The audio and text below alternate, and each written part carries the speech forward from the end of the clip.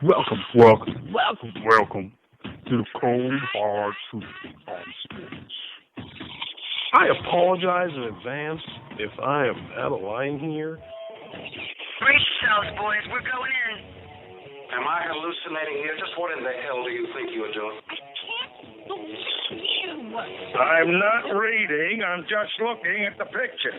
Welcome to the Cold Hard Truth on Sports. Welcome, everybody, to another great week here of the Cold Hard Truth on Sports. I'm your host, Matthew Long. Great week lined up for you here. We will announce our first ever Cold Hard Truth on Sport, or Cold Hard Truth on College Football Top 10 poll.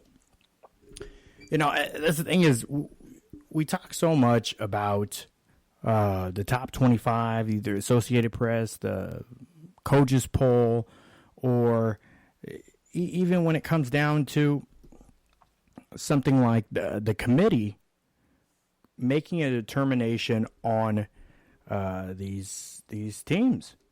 And the thing that we have kind of come across in agreement, not just us on this show, but many of them, many other shows, is that when you have a preseason poll, you're predisposed to someone telling you or leading you in to a team being at a certain spot. You know, every year we have these preseason teams that finish outside the rankings. Tennessee, a few years back, was what, number 5 or 6? They won like 2 games. So sometimes there's a lot of Nebraska this year. A lot of hype around them, didn't deliver. They're not even in the top 25 anymore, and rightfully so. And also, it's one, to make a point. We feel that you need to have at least 6 weeks of football. If you're going to rank teams, you want to have at least 6 weeks of football in order to have some sort of understanding or determination on what exactly you're looking at. So, I mean, out of our top 10, I think only 2 teams have actually played 6 games. A lot of teams have either had a bye week the week before or last week, but they've had at least 5 games. Every team's had at least 5 games, which means they're out of conference typically, and they're in conference. So, but the thing is, this time of year is a lot of these teams in the top 10 or top 25 that we see in the Associated Press, coaches poll, even with our own polls, there hasn't been a lot of quality play. And I know when I was putting together, and I'm just speaking on my own behalf, because what we do is we have all of our members of our committee, we put in our own poll, and then it's scored and weighted. And that's where we get our rankings from. Similar to what they do in the other polls. But when you look at teams and you look at their quality of competition, how have they looked just in games, and generally in games, how well have they played, how well have they executed, where have they struggled, what kind of questions did you have about the team coming into the season? And after 6 weeks, what sort of answers do you have? There's no preseason in college football. So, you know, those first couple games are warm-ups usually.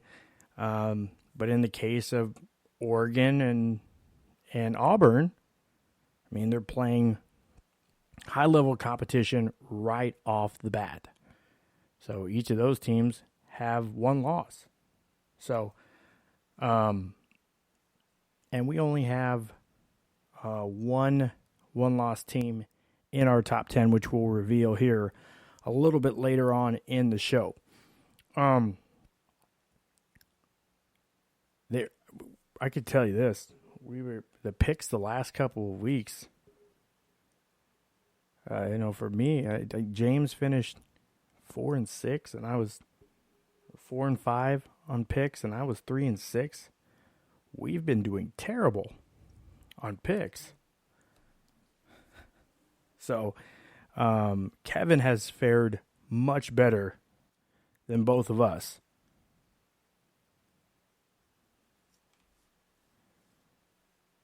So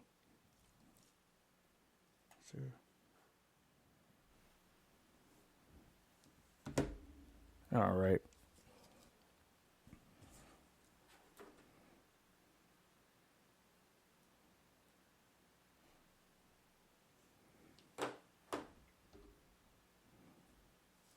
All right. Let's see here.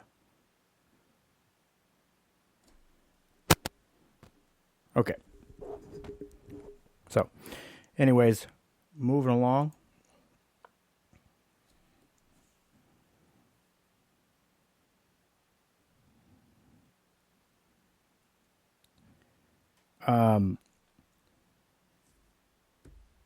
Let's see here. We got out of the first round of the ALDS, there's only 2 teams still playing right now. The Yankees and Twins series shored itself up pretty quickly. The Yankees sweeping the Twins. The Twins actually, was it like 307 home runs in the season? So, formidable team. The Yankees were just bigger. I think the Yankees is a big team too. I think they have like 1 or 2, like 2 players under 6'2". They're a big team as well. So right now,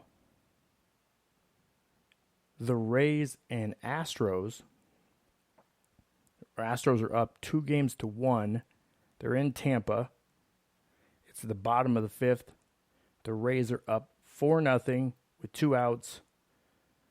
Man on first and second. And it's been a pretty exciting series, to say the very least. Hello, Matt. Hey, James.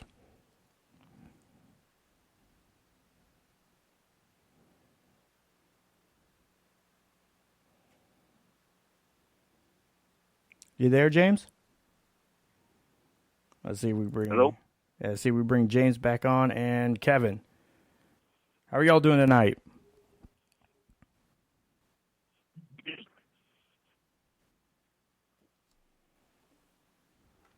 Hello?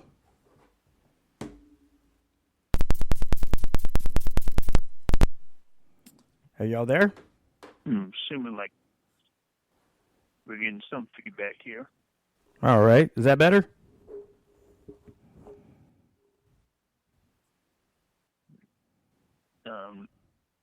Let me try something.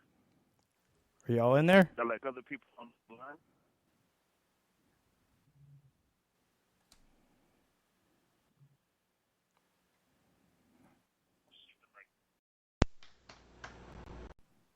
All right. Seems that we're having a little bit of technical difficulties here. James, Kevin, are you there? Let me try.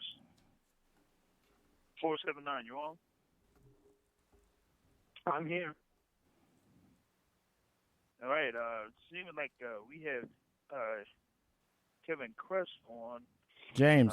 But not getting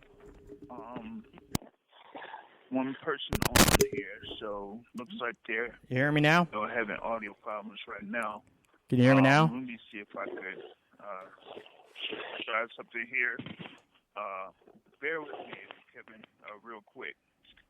All right.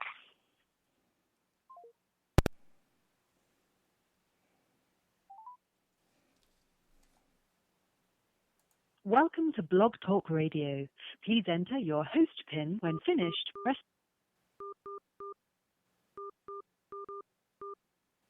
Start your show now. Press 1 to hear. Since it appears you're calling back into a live show, we are reconnecting you now. All right.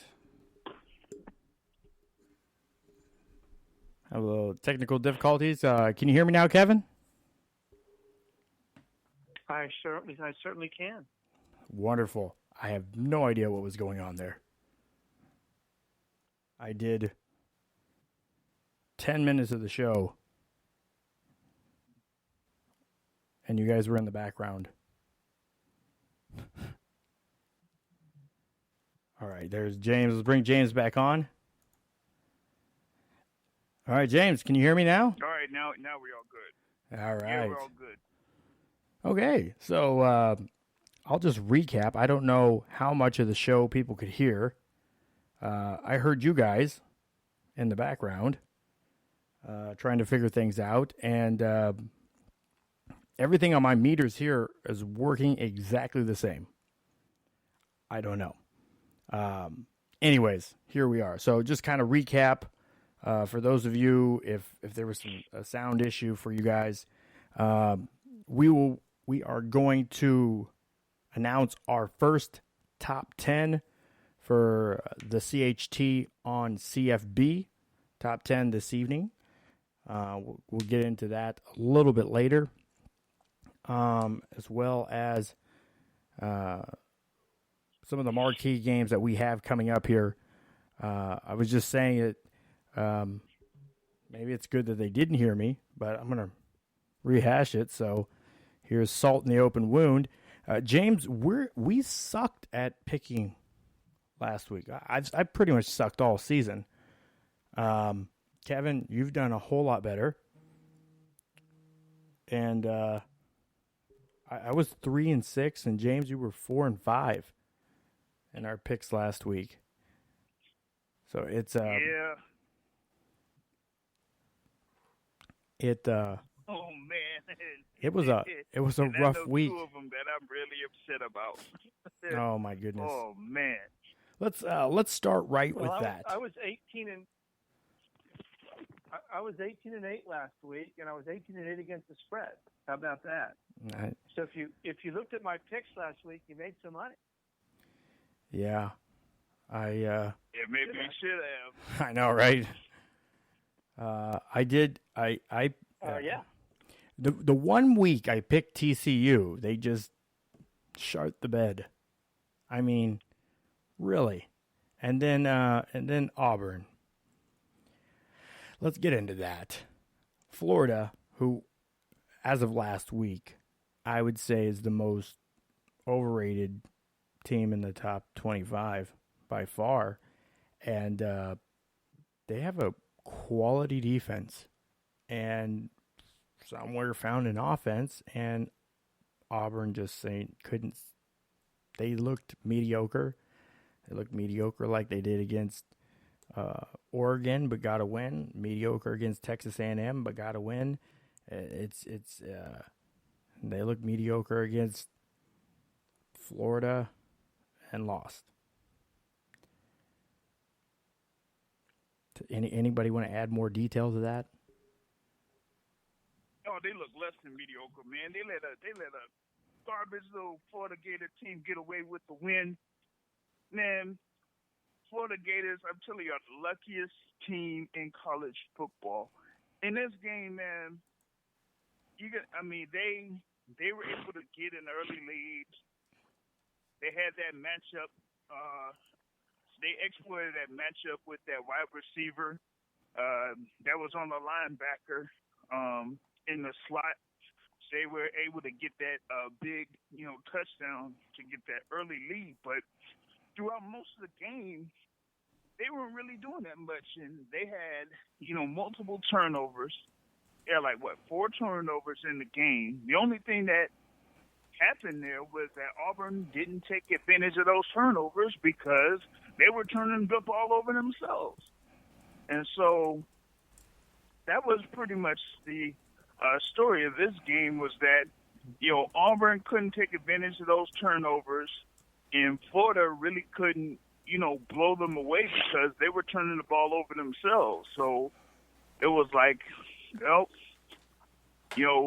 Auburn couldn't get themselves back in the game, and Florida just ended up winning that game with the, with that score that they had over them, winning their 24-13. So all them turnovers, and they couldn't even score in the second half. I think that Florida might just be better than we thought they were, or Auburn's not as good as we thought they were. But Florida's, listen, Dan Mullen's an awfully good football coach. We forget he actually had Mississippi State ranked number 1 at one point 2 years ago. So I'm still not a buyer of Florida. I still don't think they're going to win the SEC East, but a couple breaks go their way against Georgia, and who knows? So that's going to be a war. That game, so we will see. But I just think that as usual in college football, things happen and teams lose that should win, and that's why very few teams go undefeated. So, and then we still have a lot of undefeated teams, and of course Georgia and Florida play each other. Alabama, LSU play each other. LSU and Florida play each other. Yeah, and they're not getting past Saturday night. Okay, so we have a lot of teams left that have to play each other. It's on the schedule, so that'll whittle itself down because there are no ties in college football, as we know. So we have some big games left. Oklahoma and Texas this week. Texas shocked Oklahoma last year. Can they do it again? I'm not sure. Oklahoma is absolutely a scoring and yard-producing machine. They're number 1 in total offense, number 1 in scoring in the country. So they're going to be tough to beat. But that is a rivalry game. So I like our top 10. I think that it's I did my top 10 based on what I've seen, not what I think teams can do. Having watched a lot of football, I know we all watch a lot of football, but I had Ohio State number 1, which I believe was our consensus number 1.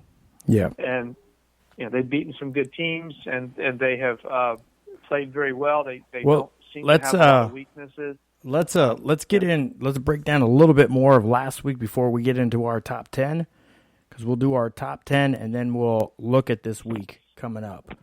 But there was a couple more games last week that was on the slate of marquee matchups. One of them being Iowa and Michigan in a very low-scoring game, 10-3. Ooh, boy.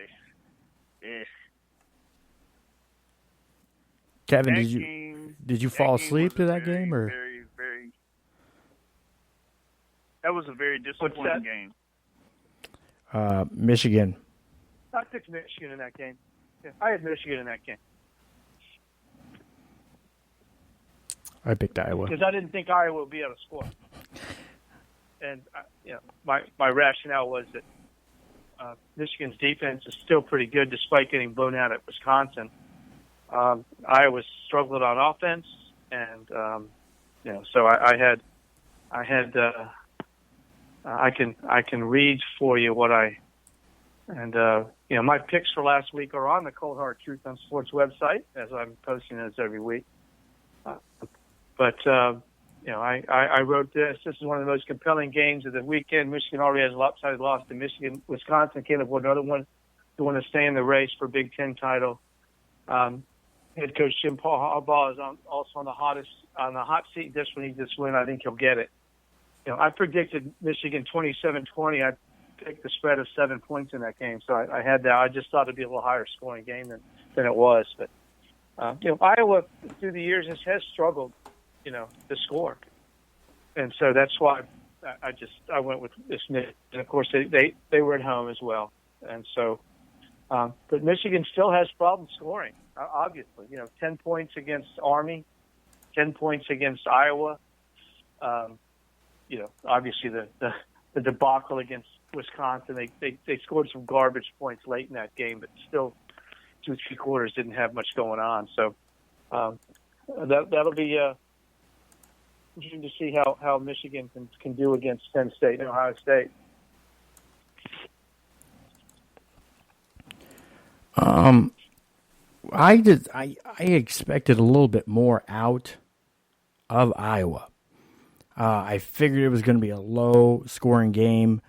One thing Michigan did better in this game was limiting their turnovers. And I think that's the biggest part of the game that where it really got them to the victory. They limited the mistakes that they have been making all season. But I think they looked characteristically dull. They were only able to muster 10 points. And I don't know if it is that they're trying to figure out how this spread concept is going to ultimately work. I thought it was kind of a shot in the dark for Harbaugh to, at this point, change the offense. Because to go into a spread concept like this, he really doesn't have the personnel. And he might be a year or two away from having the personnel he needs to really run that concept. On the other hand, on defense, it's I know they lost some good guys to the NFL, but the next man up doesn't look like it is as apparent at Michigan as it is at some of their counterparts, even within the Big Ten. So I applaud them for finding a way to win, which is something that Harbaugh has kind of been plagued with and tagged with, the guy that hasn't been able to find a way to win. But again, it was Iowa, so they got past Iowa and not stubbing their toe on Iowa. But as far as this moving forward, I know within my rankings, I didn't even have Michigan in my top 15.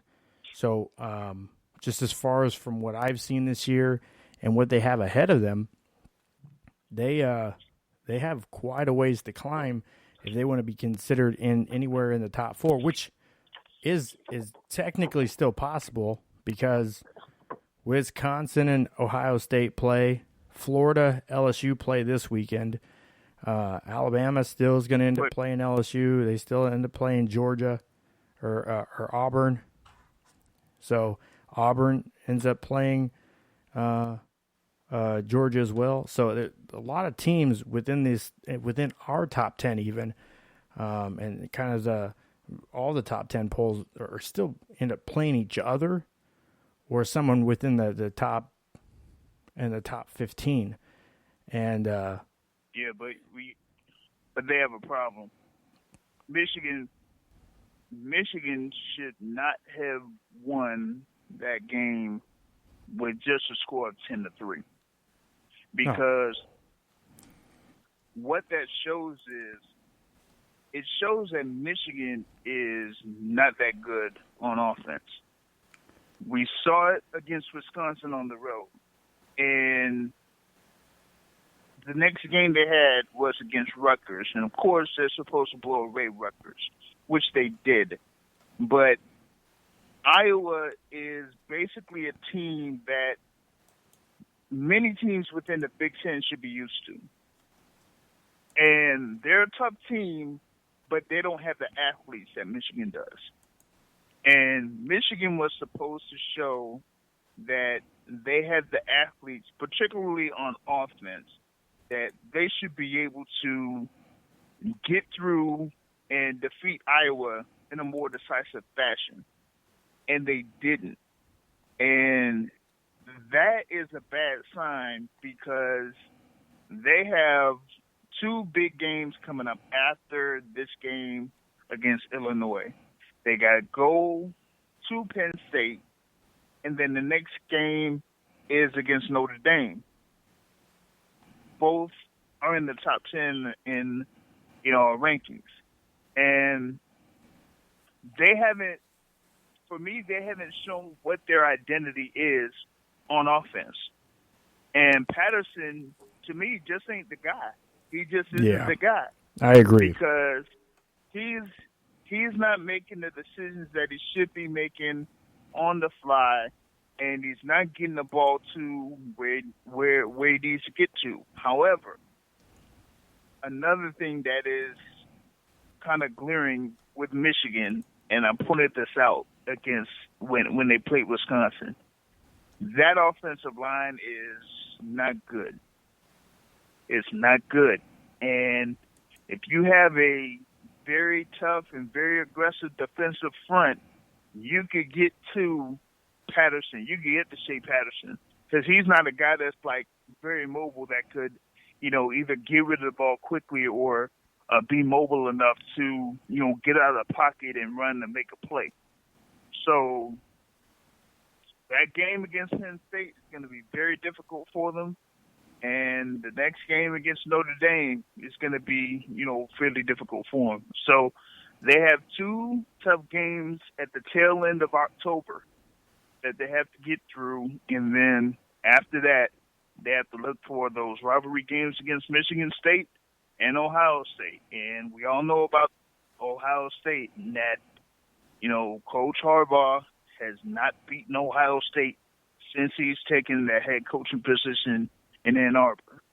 And that's going to be basically his biggest game of his coaching career right there. Folks are going to be circling around for, getting after his head. Even though, they invested so much money into him, and there really isn't much else or anywhere else that they can look towards for a replacement head coach. But what can they do when they've basically, shown themselves not to have the team that they thought they would have had? Last year should have been their year. They should have taken advantage last year when they had the chance to take over as the lead team in the Big Ten and contend for a national championship, and they couldn't do it. This year, it's just not it, because they don't have the personnel like they used to have. The depth that they have on both sides of the ball is gone, especially on defense. So they're going to be looking forward to a real tough tail end of the schedule right there. They got past Iowa, but 10 points on offense, nah, that just doesn't cut it. Even in the Big Ten, it doesn't cut it. Not if you're trying to win a Big Ten championship. Yeah, with the way it looks, it doesn't look like they really have a prayer at all right now against Ohio State. So it's going to be a struggle for them, I think, especially when I think it's probably going to be a similar kind of game, but it's going to be a struggle like this when they come up against Michigan State and probably Notre Dame as well. I would, at this point, just the looks of it, Penn State should really beat them up. I mean, they for all intents and purposes, as young as Penn State is they're moving the ball, they're scoring points. Outside of obviously a tough Pitt team they played at the beginning of the year, it's been pretty much good sledding from them on. Ohio State at the end of the year doesn't look like they're hopeful at all. And even this coming week, on the 12th, this next week, they play Illinois. And we've seen Illinois at times be able to put some points on the board and really tee off with the running. I think with the way, if you're comparing the two offenses, the Fighting Illini, I think, feel more at home in a similar offensive style that Michigan is playing. And And we just seen Minnesota drop 40 on Illinois. So I don't know. I don't know what to expect now of Michigan. They seem to be not taking taking a couple steps back. They seem to be right there in the middle of the Big Ten, right there with pretty much Nebraska and Iowa. I guess Iowa. You know, that's kind of the middle ground right now of those teams. Minnesota is undefeated, but a skeptical undefeated, in my opinion. I don't know. They have struggled against some teams that they shouldn't have, but the best team they played so far is Purdue. Really, unless you want to say Fresno State's better, but really not the greatest competition. I mean, yeah. So Minnesota's your classic early season undefeated team who are benefiting from a soft schedule early. I mean that's all it is, right? But they are 28th country in defense against a soft schedule, so they play pretty good defense against a soft schedule. Going back to your against a soft schedule. Yeah. Let's go back a second to the and I don't know why we're spending so much time on Michigan because they're going to have 3 losses before the end of the season, so I'm not sure that they're going to warrant much discussion. Because we like to beat up on Michigan, that's why. Notre Dame game. Yeah, it'll just be no other reason.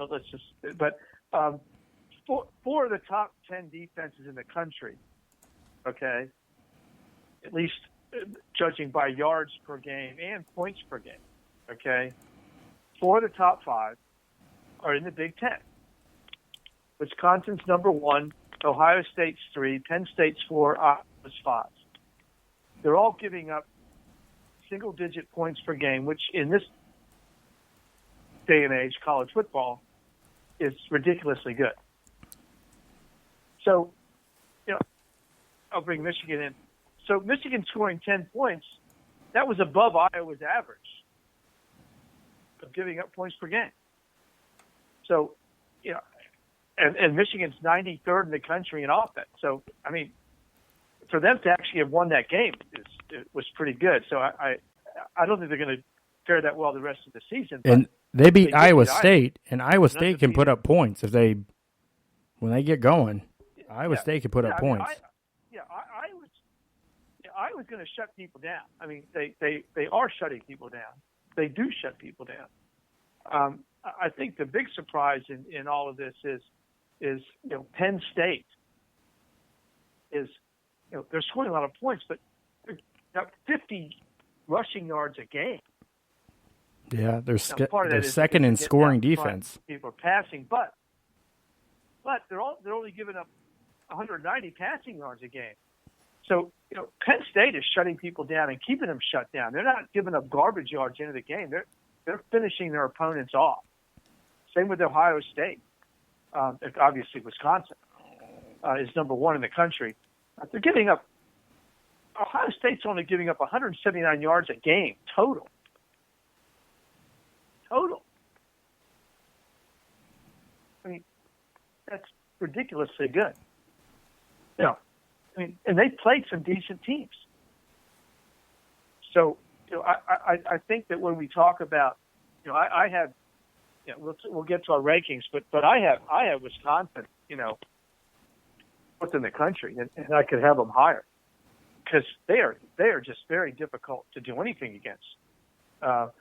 They're giving up less than 50 yards rushing. Now, part of that's a lot of sacks because in college football, sacks go against rushing yards, and that's what you're seeing here with some of these, shutdown defenses. But when you're giving up 130 passing yards a game in today's college football, that's astounding to me. The limited yards that they're giving up, and so they're giving up 50 yards a game less, okay, than the next closest team in the FBS. That's how much better Wisconsin has only given up 893 yards the entire season. Oklahoma is averaging 660 yards a game on offense. So just to tell you how good Wisconsin's defense is, okay? So that Wisconsin-Ohio State game, while both those teams are also scoring a lot of points, okay? Ohio State and Wisconsin, can do offensively and defensively. So, and Ohio State is in the top 10 in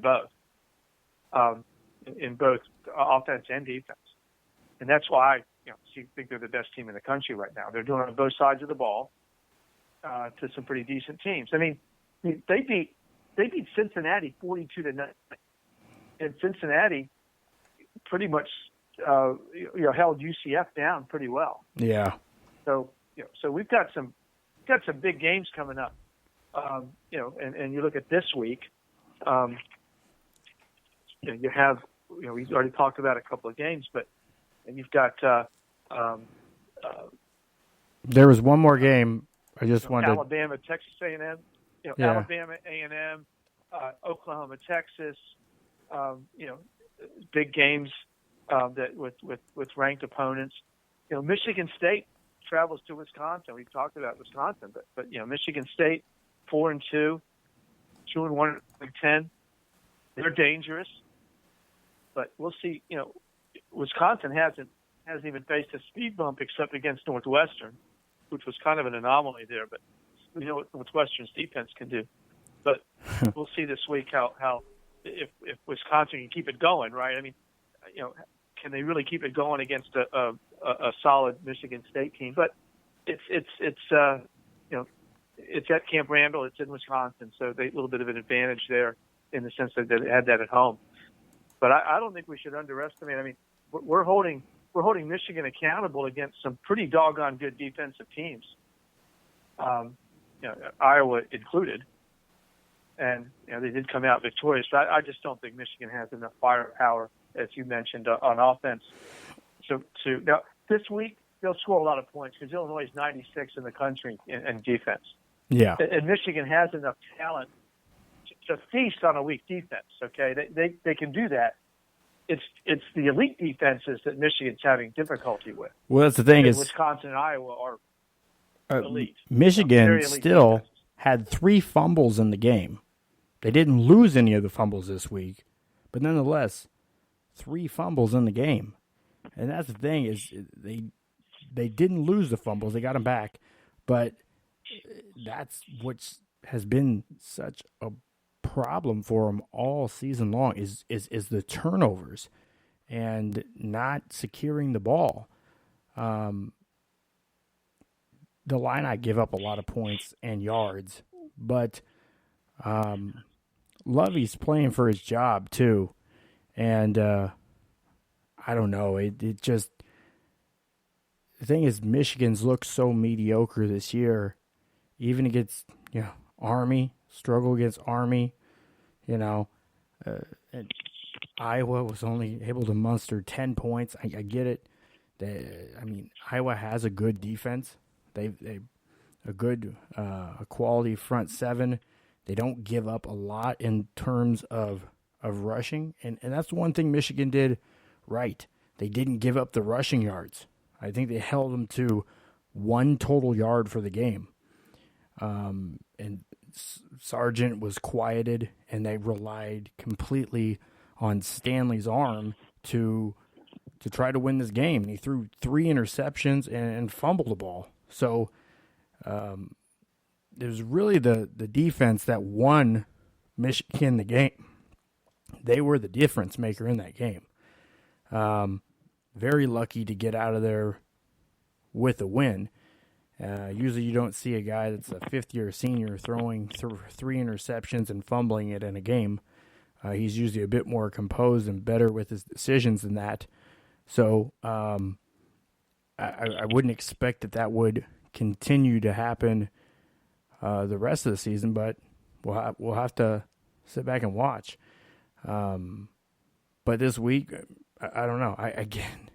Illinois is not good. They're not good, but they seemed at times they've found some mustard to put on the dog. So it's going to be there in Champaign.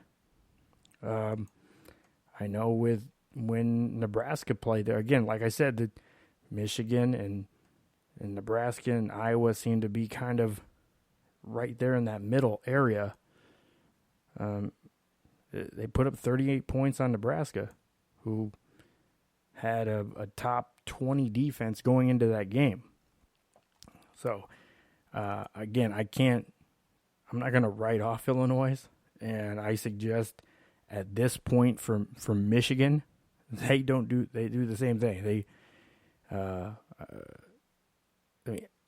Illinois put up 221 rushing yards on a defense that was, like top 15 in the country against the rush. So at that time, obviously, like I said, their offense is predicated on option, some spread concept, but pretty old school downhill running too. So they run with their quarterbacks, sometimes use a couple different quarterbacks.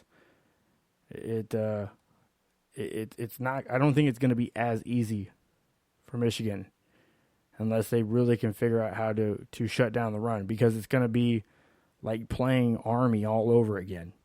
And I just think the game's going to be closer than anybody really wants to give it credit. So that's a concern when they can't really do anything to stop the run. That used to be one of the strengths of Michigan. They should have one of the best rushing defenses in the country, because their front line pretty much stuffed the offensive line in the ends to get to the edges really fast. But now it just doesn't seem like it. So I agree with where they're at. They should come out and wax them. Minnesota did. Minnesota has a good. They have a good stable of running backs.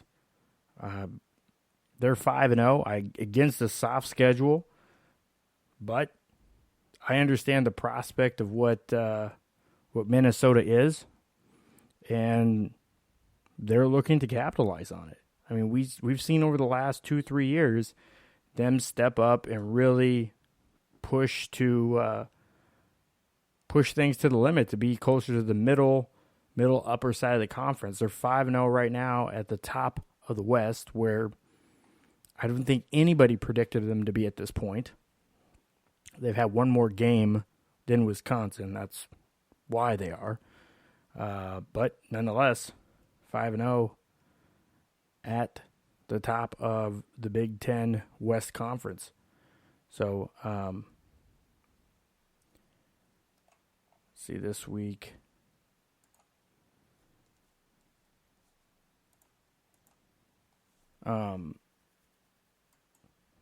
This week they have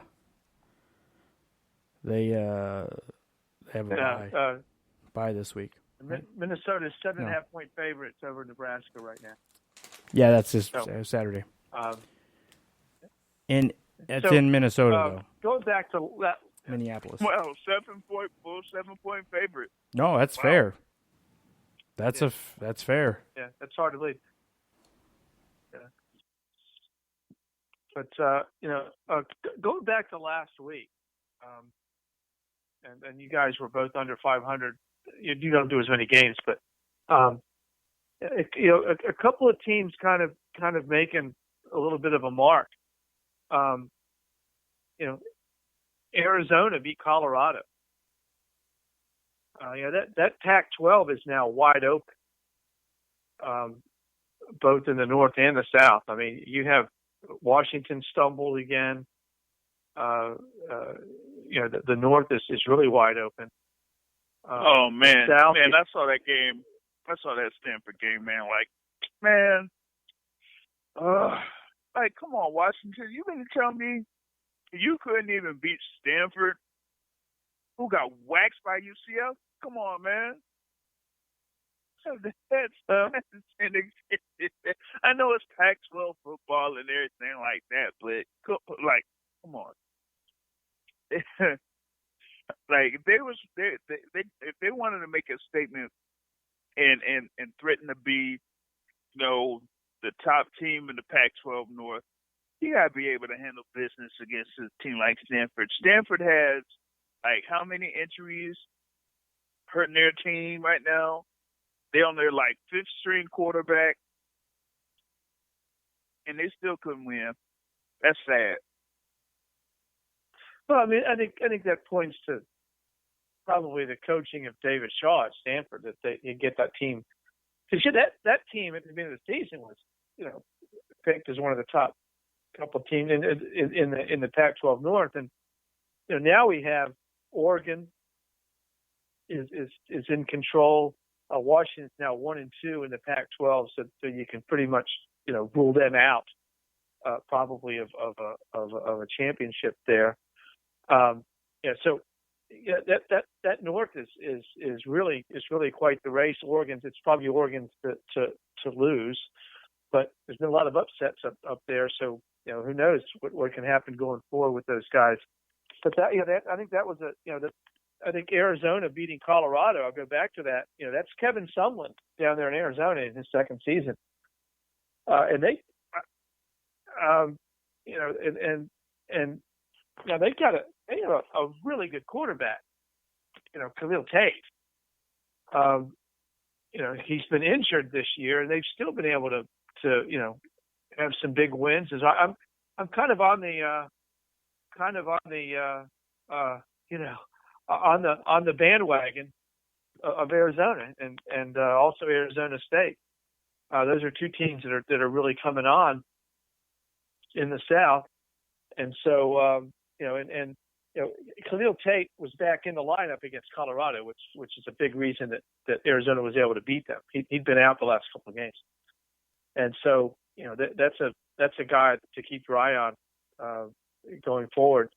And that Pac-12 South, it's all of a sudden a race because Utah has that loss to USC. So that again, you're not going to see a playoff team out of the Pac-12. I don't believe. I just think there's obviously no undefeated teams left, and unless Oregon runs the table, and there's some significant losses ahead of them in the Big Ten, and maybe if Clemson falls, right? If Clemson loses, they probably can't make the playoffs with that schedule. So Clemson's got to run the table. So if Clemson happens to stub their toe, which they almost did against North Carolina, if Clemson stubs their toe, then that could open the door for a one-loss Oregon or a one-loss Utah to get into the playoff. But right now, that doesn't seem likely. There's so many good teams. I mean, would you take a one-loss Oregon over a one-loss Wisconsin, for instance? I don't know. That's going to be that. There's going to be some questions there because Wisconsin plays Ohio State, so one of those teams is going to come out of that game with a loss. Yeah. And it could be, and you've got Penn State sitting there, also very, very good. And so, Ohio State, could you have Wisconsin beat Ohio State beat Penn State run the table, you have Ohio State in the Big Ten championship, Penn State on the sidelines, 11-1. There's all sorts of scenarios because there's so many good teams that could have one loss, right? Because you've got Alabama.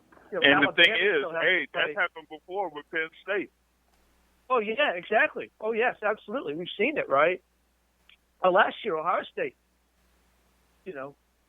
So yeah, it's going to get interesting because of the conferences, the Big Ten in particular, and the SEC.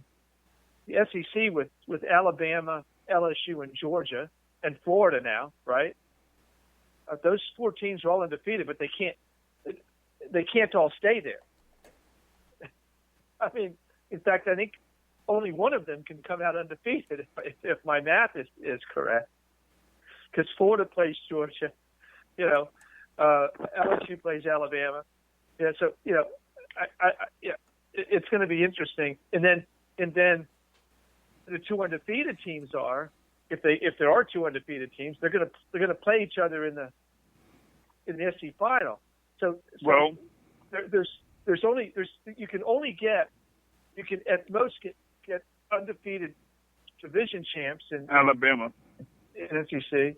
It's probably it's probably likely the only. Because I think the Vegas has the highest odds likeliness as Clemson finishing undefeated right now. I think they have the highest odds right now. That's pretty much it, and it's by far, because you have Florida still playing LSU and Georgia. You got Georgia still playing Auburn. You got LSU with Florida, Auburn, and Alabama. So it's a round robin, Right. So the only team that really, Alabama does have Auburn and LSU, but they don't have, Georgia or Florida to play this year. They got A&M this week, and they got to travel to College Station. Now, obviously, A&M hasn't been as good as we would thought. They barely beat Arkansas. So they're not as good as we thought they'd be. But still, those games take a toll. I mean, you're still playing pretty decent physical teams on the road, and so those games do end up taking their toll physically. And the only reason I don't have Alabama higher is because they haven't played anybody yet. I mean, yeah, that was the same with mine. Shown. I had. They're obviously number 1 in the polls. I had them number 4 in my poll. But yeah, I did. You had them 3. 3 in my poll. Yeah. And a lot of that's from just James showing some South biased here. We know they have a good team, right? Yeah, we know they have a good team. Yeah.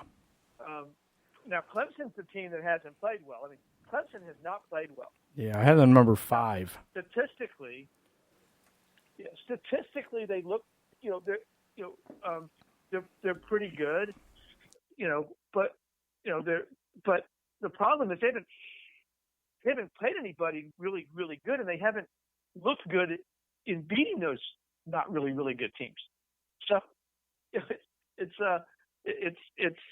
to me, they're an accident waiting to happen, and it almost happened against North Carolina, and so they've got Florida State this week, and you look at Clemson's schedule. There's nobody on it. It's not that there's nobody left. There's nobody on it to begin with, except for Texas A&M, which we know isn't as good as we thought they might be. There's nobody on their schedule. I mean, listen to this schedule. They play Florida State, which has been underwhelming at best. But that's their conference, though. And they have Louisville, Boston College, Wofford. That's a tough one. Uh-oh. NC State, Wake Forest, and South Carolina. Now let's. I'm gonna put an alert up. Clemson better be ready to play Wake Forest. Because Wake Forest is good. I mean, they're good. They're and so I would, they are the real deal. They're not just old Wake Forest. They're pretty good, and they have a really good defense. Pretty good. No Cougar. No, nobody else watched Curb Your Enthusiasm. Okay, cool. All right, we'll move along. But other than that game, I mean, Clemson really to run the table. I mean, I don't see how they don't, unless they just don't pay attention. We got Florida State at home. If that game was in Tallahassee, I might give Florida State kind of a passing chance at an upset. But Clemson tends to get focused on the teams that they need to get focused on, and this is one of them. So we'll see about that. But I've been disappointed in Clemson. Trevor Lawrence has not played well. He didn't play well against Texas A&M. He didn't play well in the first game against Georgia Tech. And Clemson has so much talent; they're still winning by pretty decent margins. But But Clemson's a wild card here, because if they do lose a game, they cannot get to the playoffs with one loss. I don't believe, not with that schedule. I don't know if you guys agree with that or not, but I don't see how they do that. I don't think they do. When you as a defending national champion. When you look at the when you look at the teams that for instance the Big Ten's trotting out there right now with Wisconsin and Iowa and Penn State and even Michigan. I mean, Michigan's a good team. I mean, and then the teams they all have to play. Michigan State has to all these teams, and Nebraska's good. They're good. But when you look at those teams, and do I owe you money? And then you look at Clemson. Do you owe me money or something? You don't. I mean, Nebraska has overwhelmingly underdelivered this year. A large part of it is. Still a good team. I mean, but if you put Nebraska in the ACC right now, if you stuck them in the Coastal Division with Virginia Tech, UNC, Duke, those teams, they'd be in the fight to win it. Well, I have a very unpopular opinion. But I think regardless, if Scott Frost doesn't do more to improve his second half adjustments, then nothing's going to change. Because every single game, they come out like they took a nap at halftime. I was talking with several guys this past weekend. I said verbatim, are they taking naps at halftime? Because his adjustments and stuff that he's making at halftime and in the second half are just, they're not working like they should. They've tried some a little bit different things. I liked them going back to some of the old school Power I stuff, just because it's a different wrinkle to throw in. I don't think what Scott Frost does was all that different from what Tom did. When he came in, he's offering a newer version of it. But seeing Scott over this last couple of years, he hasn't put, the chili recipe. It's not bad. It's not bad chili. It's just, it's not there yet. It's close. It's going in the right direction, but it's, you taste it and you can still tell something is missing.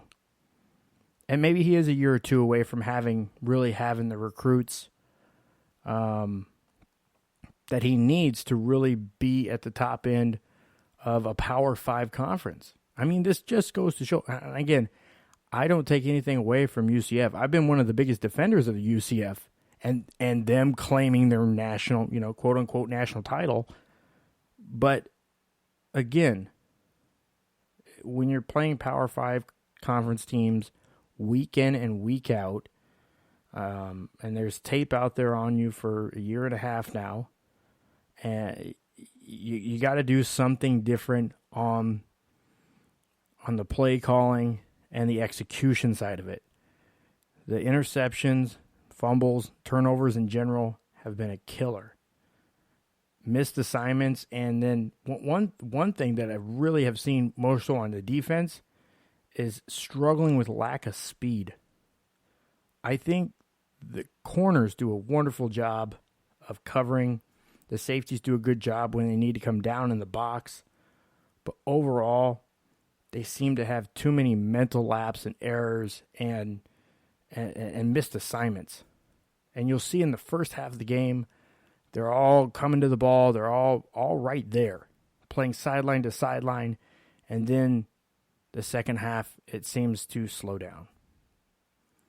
And just since the last couple of games, it's gotten worse on the defensive side. Again, the level of competition obviously stepped up against Ohio State, but I feel like they were trying to push too much from playing from behind, and I think Eric Chinander could have done more on defense to dial up, to get more pressure on Fields. I think they were too afraid of him running that they opened themselves up too much to getting picked apart in the second and third levels of the defense with passes. Ohio State's been impressive, but again, like I said, with the game Nebraska played against them, if they don't turn the ball over those 3 times and they convert that, we're looking at 31-28 with 9 minutes left in the game. Again, I know it's a huge if, but nonetheless, they could have been in the game this year the same way they were in last year if they don't just shoot themselves in the foot and you improve that play calling and adjustments. So, again, I don't think Nebraska's a bad team. I don't think with what they've showed that they're a good team. I think they're a middle of the road college football team right now. I think they're really close. It's going in the right direction, clearly. But I mean, I'd have to see some remarkable improvement on the field as far as execution and reducing the turnovers to have some sort of change in opinion in that. But that's me watching every single game. And in one way or another, finding a way to be disappointed in one way or another. So, but anyways, if you want to. Well, are we still talking about last week? Are we shifting gears till next week? We're moving to next week. Actually, what we'll do is I'm gonna do the top 10, our consensus top 10, and then we'll get into the next week's schedule. So, here in week 7, starting each year, we're going to release, and every week moving forward, the CHT on CFB poll, and in reverse order, and actually the only team that we had a consensus on was number 10, Notre Dame. That was across the board. I think we all have recognized they're probably the best one-loss team, and they showed up really well against a formidable Georgia team in a hostile environment, and was in a position to where they could win that game. And then, although they were down at half against Virginia last week, Bronco Mendenhall seems to have has Virginia going in the right direction as well, and they end up pulling out a win there. So, ranked opponents 2 weeks in a row, and did pretty well against them. Did you guys have any comment on Notre Dame? All right, number 9. I think they belong there. I agree. I think that's where we all had them. Mm-hmm. They're at this point anyway. They're the only other question is, are they better than an undefeated Boise State, which is in the Mountain West and who's won a couple games against Power 5 opponents? But I think that I think Notre Dame still belongs there. And we'll see what happens. They have USC this week, so we'll see. Yep. We'll see how they do against a team with a lot of speed. Notre Dame hasn't really faced a team with a lot of team speed. I mean, Georgia's pretty good. Yeah. But USC really stretches you on the outside, and the problem with USC is they haven't been consistent at quarterback because they've had injuries. Yeah. To at least their top two. So we'll see this week what happens if they're vulnerable because Virginia doesn't have that stretchy kind of offense, and neither does Georgia. Because Georgia's going to run at you, and Notre Dame was able to play pretty well there. So we'll see. All right. At number 9, we have Penn State. Penn State, another one of those undefeated teams. They haven't done much to really push themselves up above. I know in your guys' poll, I have them above Florida, but that's me. I should have had them above Florida. Yeah. Only reason why I have Penn State below Florida is because Florida beat a ranked team. That's it. Yeah. And they escaped by beating that ranked team. And that's understandable. So, I mean, that's Kevin had Penn State just behind Florida as well. But we have Penn State in at 9. And then, of course, at number 8 is Florida. It's hard for me to have Florida in the top 10. Even seeing them beat Auburn, I don't see Florida as a top 10 team in the country. But I have to respect the fact that they did beat Auburn, and they were undefeated in the SEC. So I don't know that they beat Texas. I don't know that they beat Oregon. Nope. So that's the thing. Boise State, they probably beat Boise State. I think Florida has a really good defense. I like their defense. It's had its issues at points, but it's for the most part has been the reason that they've won these games. They should. I mean, I could literally at this point, you could easily go back through their schedule and look at where they very likely could have or should have had at least the first game of the year. Miami had that game in the bag and let it go away. Kentucky had the game in the bag, let it go away. Auburn just looked very mediocre, and they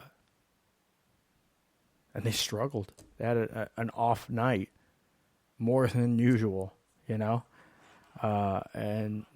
they lost in the swamp. I mean, that was advantage swamp. That's what that was. So, Florida plays against LSU this weekend. That's an 8 p.m. game. So, they're in prime time, obviously, with both teams being ranked. That's one of their marquee games of the week. I think this is going to be a very one-sided game. And, I mean, I had, in my poll, I had LSU ranked number 2. I think LSU is the second most complete team that I've seen play this year. And I think Joe Burrow, he's probably, in my book, one of the top pro prospects coming in. Again, Trevor Lawrence has not been impressive. Tua has been Tua. I mean, he's played well, but I have concerns about his health. Can he stay healthy? Jalen Hurts, it looks like the front runner in my book for the Heisman.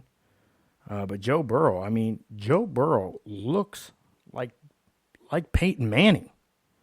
The footwork, the follow through. I mean, the one off season in the Manning camp, he put on like a good 15, 20 pounds of muscle. Like he's a more of a physical specimen, and he's more athletic than Peyton Manning. But the footwork and the delivery and everything got so much sharper in this offseason. So he is one of the most improved players that I've seen to this point. And I think with the skilled players he has on the outside, I like what Ed's put in there as far as implementing the offense, something different that LSU hasn't seen in quite some time. I wish they were a little bit more sturdy on defense. Not to say they have a bad defense at all, but they're, again, at times they've had their moments. So, but still hasn't resulted in anything that was really to where it was, in my opinion, too much to worry about. They also do have a marquee win over Texas. Yeah, finish your rankings, then we'll get to the ball games. You're getting off on the let's get the rankings. All right, and then we have where we at? Number 7 is Wisconsin. Number 6, Georgia. Number 5, Clemson. Number 2, Oklahoma. Number 5, Clemson. Number 4, Oklahoma. Number 3, LSU. Number 2, Alabama. And the consensus number 1 ranked team in the country is Ohio State. And Oklahoma and LSU were tied. Nope. Oklahoma and LSU were tied for 3rd, actually.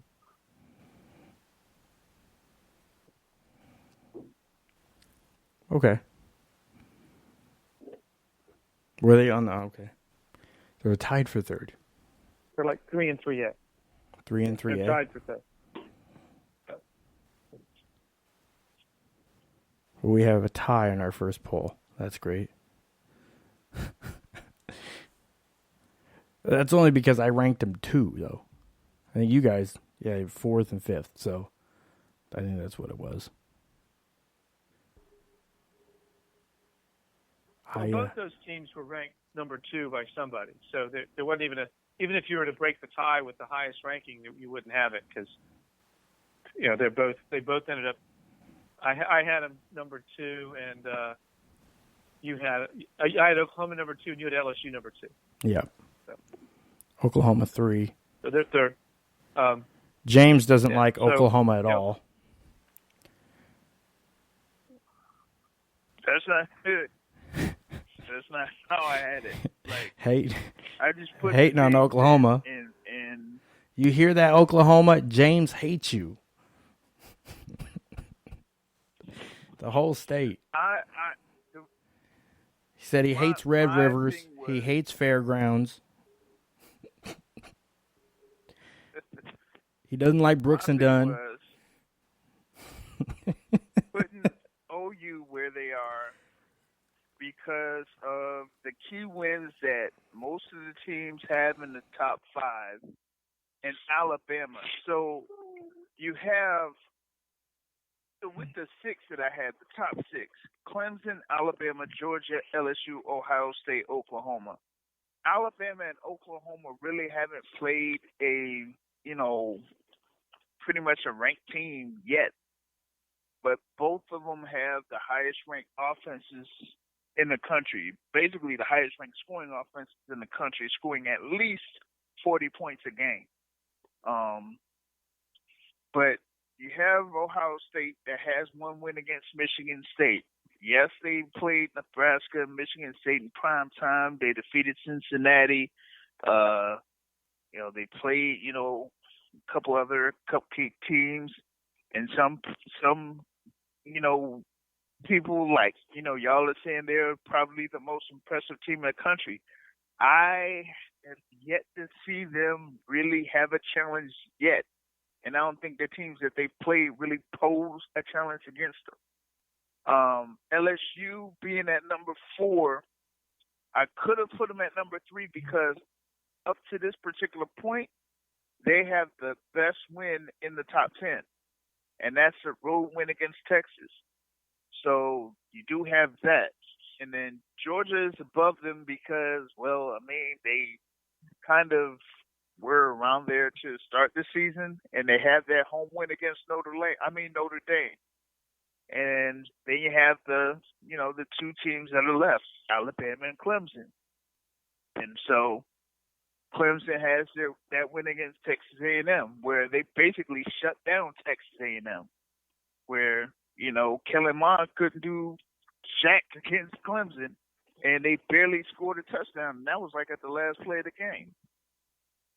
So I have Clemson still there at number one. I think right now they're just playing to the level of their competition. I don't think that, they're, kind of vulnerable in any sense. Right now, at least I don't think so. The things that we're seeing in the defensive line. Whoa. I'm not giving you a pass on that. Hold on a second. Get him. A pass on what? Get him. You said they're not vulnerable. No. You said they're not vulnerable. They were 1 yard away. They were 1 yard away from UNC winning that football game. Wait a minute. A pass on what? You're talking about vulnerable. Other teams in the top 10 have been vulnerable at any point in the season, in any season in conference football history. You're talking about a team in North Carolina that could finish against Clemson. Finish against them. You understand? No, wait a second. If they want to finish them, James, you don't play. James, you don't call a play like a play that's an option. You don't play an option. Hold on a second. You don't play. You don't call an option. You don't. No, you're just wrong. That's a dumb. You're just wrong. No. Don't do that. Do not do that. Look up vulnerable. Do not do that. Why are you gonna be like? You gonna let me finish or not? No, because you interrupted me when I was talking about. You interrupted me when I was talking about Clemson. I didn't finish when I was talking about Clemson. Finish talking about Clemson, and I'll come back. Okay, finish. Because the whole time when you were talking about Clemson before this, you were talking about their schedule and how, this is a cream puff, this is a cupcake, this is that, or whatever. This ain't that much different than what Clemson had last year. And what did they do last year once they entered the college football playoff? First, they ran through Notre Dame. Second, they ran through Alabama. Both of those teams, of course you had Notre Dame and nobody really was sold on Notre Dame, right? But then you had Alabama that they were talking about, they have Tua Tagovailoa. They have Jerry Jeudy. They have all of these athletes on both sides of the ball, and they crushed them. So now they're coming into this season with all of that expectation, going 15-0. Only team in college football history to go 15-0 from start to finish undefeated. They have all of those expectations. They don't have a team that they could really get up against because Syracuse ain't as good as they were supposed to be, because Texas A&M ain't as good as they're supposed to be. So they're basically down this year. But I'm telling you what, you have one of the best head coaches in the country, probably the second best head coach in the country right now, in Dabo Swinney. And you have the best defensive coordinator out there in Brent Venables. And I'm telling you right now, all of those teams that you see below them, they playing right now, I'm going to run with Clemson. That's what I'm doing. So all this thing about, they were one play away from losing to North Carolina, that happens to every single in the country. So my thing is, you're going to just say that, because they were one play away from losing to North Carolina and North Carolina screwed up, that they're vulnerable? Okay, then let's see one of these other teams that are in front of them try to beat them. And that includes anyone in the top 10. And I'm telling you, Clemson runs the table. They get in the college football playoff. Guess what I'm going to call as the team that gets out of there as a national champion? And that's the Clemson Tigers. Book it. Go ahead. You weren't listening to me. You mischaracterized my comment. Number one, I never said North Clemson couldn't win the national championship. Didn't say that at all. I said that a Clemson team with one loss would not make the playoffs because of their schedule. And the same thing would have happened last year. If they didn't lost last year in the regular season, they would not have made the playoffs. It would have been just the same. So that's all I said. Secondly, they are vulnerable because they played vulnerable. They don't look like the same Clemson team as last year. They're not as powerful. Trevor Lawrence is not playing as well. And they were vulnerable. They were 1 yard away from losing that football game against a not very good North Carolina team. Now, they had a couple scares last year, but not as bad as that one. Not as close as that one. But, their schedule is soft. But the ACC's down. I mean, there's no question about that. And Clemson, if they do lose a game, they won't make the playoff. They shouldn't. Let me put it this way. They shouldn't make the playoff given the circumstance we know of right now. Now, a lot of teams could lose twice, and maybe they can sneak in with one loss. But they're certainly not going to have much of an opponent on the other side of the field in the ACC championship game. So if they have a loss in the regular season, they I don't know if they're going to make it. But they are vulnerable. All teams are vulnerable. You're absolutely correct. Every team's 1 week away from having a bad game. Auburn lost to Florida. They probably shouldn't lose to Florida. They played Florida 10 times this season. They probably beat them 7 times. And they lost one. They were vulnerable. So they're all vulnerable. So that's where I disagree. I mean, they've already shown their vulnerability against North Carolina. They're not as explosive offensively as they have been in the past, as they were last year. Now, they got it going late last year as well, but they just haven't looked like the same team. And fortunately for them, their schedule is soft, and so they probably are going to make the playoffs. So they might win the national championship. I mean, I don't debate that at all. I never said that they couldn't. My point was, the only thing I said about Clemson was if they lose a game, they probably won't make the playoffs. That's all I said. You mischaracterized my statement, and I don't like that. But I never said Clemson wasn't good. I've got them 6th this week because they haven't played anything. They haven't shown anything. Okay, that's my justification for me having them 6th. That's this week. They're all going to play their way through the season, which is why the College Football Playoff Committee doesn't even, have a ranking out until almost November because you want to get a good body of work.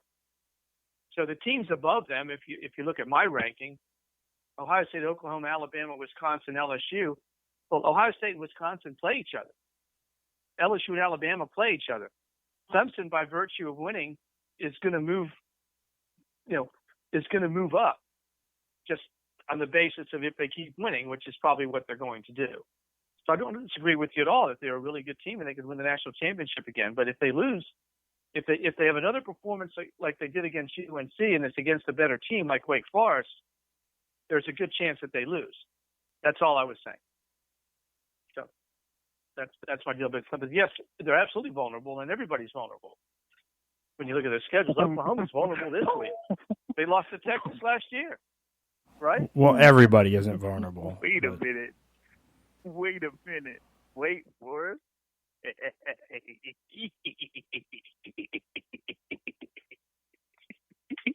Hey James, have you watched Wake Forest play football this season? Have you watched the game? Have you watched the Wake Forest game? Okay, that's it. I'm out. I won't accept that.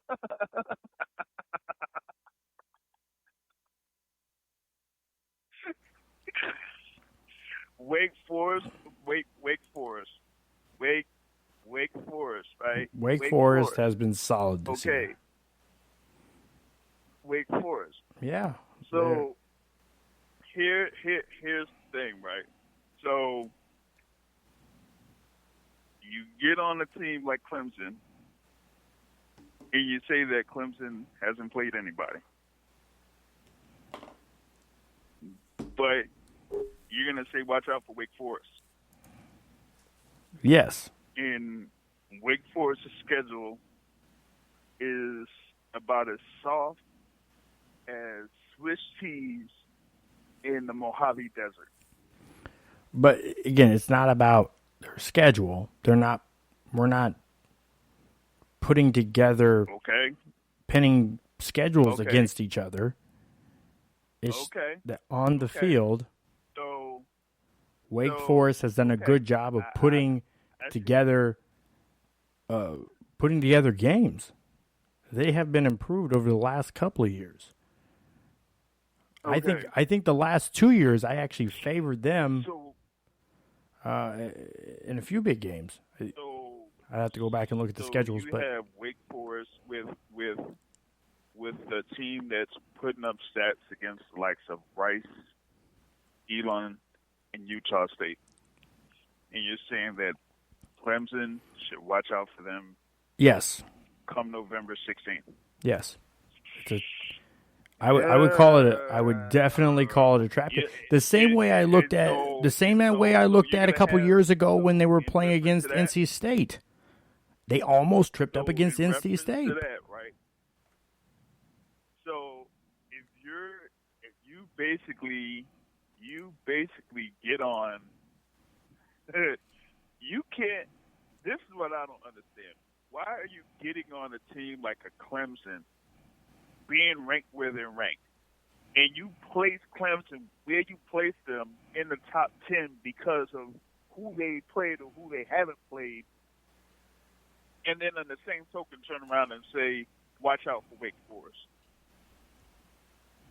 That doesn't make any sense to me, because before this season started, Clemson had Texas A&M and they had Syracuse on their schedule. James. They didn't expect Syracuse to get ran by Maryland. What are you talking about? Before the season? Before the season started, Nobody played football. But what I'm saying, as of today, now that we're going into week 7, as of today, okay, right? Wake Forest has put together good football. They beat Utah State with a quality quarterback there. And that was the beginning of the season. That is a quality start to the season with Utah State and Love being one of those one of the top pro prospects at quarterback.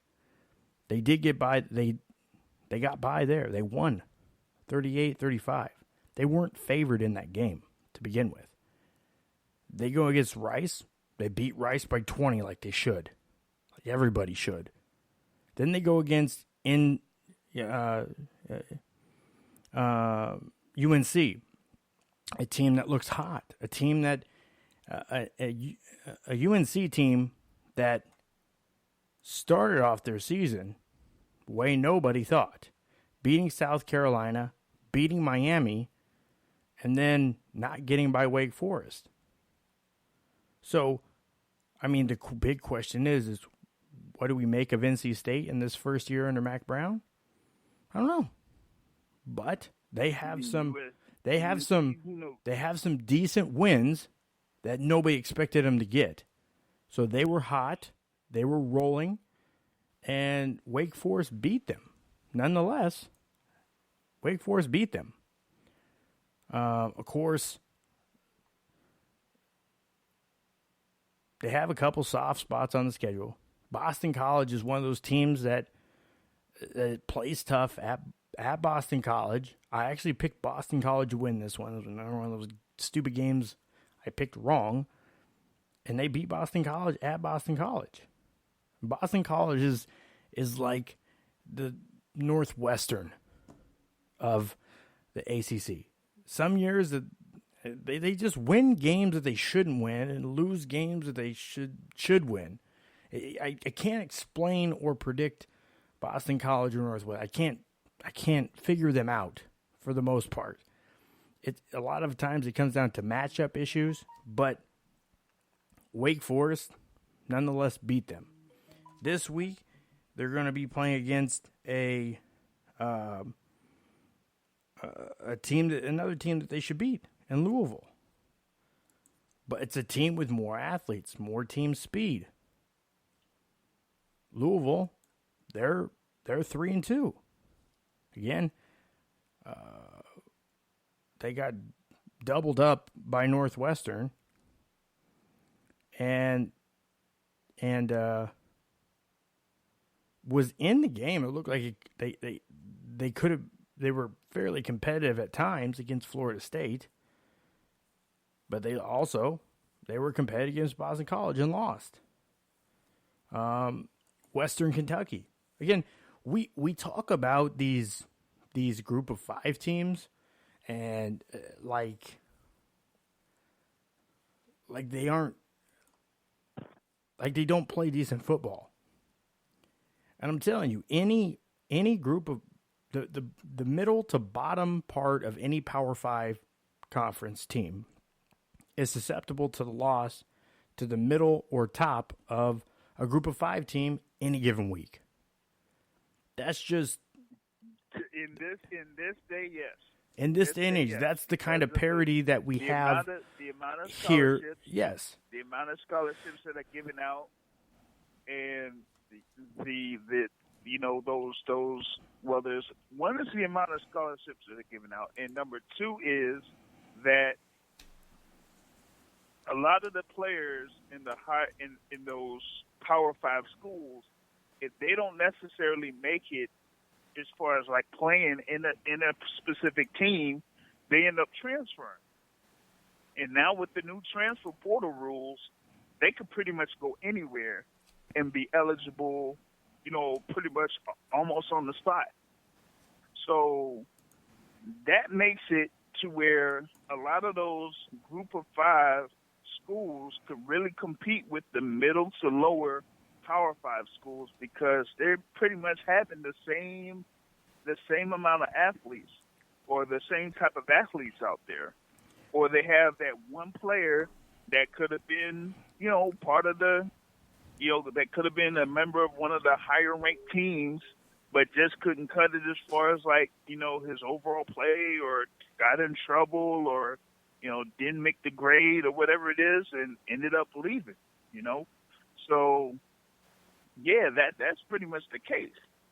But what I'm getting at in reference to Wake Forest is that there is a specific level of play that Clemson plays in comparison to many of the teams within the ACC. There's only like a couple of teams historically that would have been able to compete year after year with Clemson. One of them is Florida State. Look at where Florida State is now. Okay?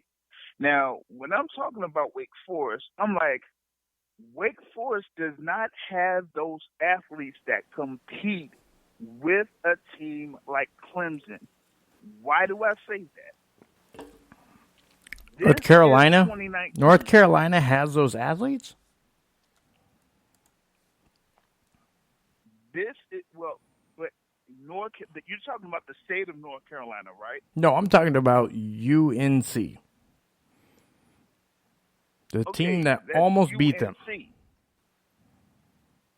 That's UNC. They've been trying to get the athletes that they were supposed to be getting out of the state of North Carolina and South Carolina. That's pretty much where their base is. But when Kevin brings up Wake Forest and says they're 5-0, they're doing this, they're doing that, and I'm like, no, they cannot and will not compete with Clemson on the road in Death Valley, which could be at night. And I'm going to tell you this. The last time that Wake Forest defeated Clemson was 2008. 11 straight seasons. Clemson has beaten Wake Forest. 11.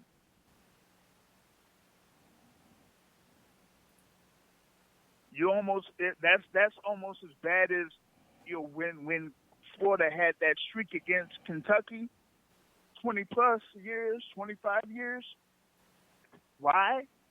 Because Florida always got the athletes to the point where Kentucky just could not compete with them. And right now, Clemson has the athletes where Wake Forest just can't compete with them. They can't.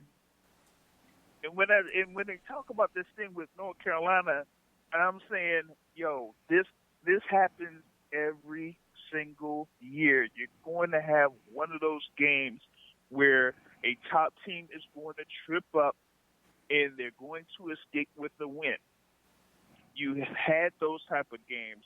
One of the games that in whether it was the Big East or the ACC that I always point to is the game when Miami played Boston College and they had to come up with that turnover and score a touchdown in order to get out of that game with the win.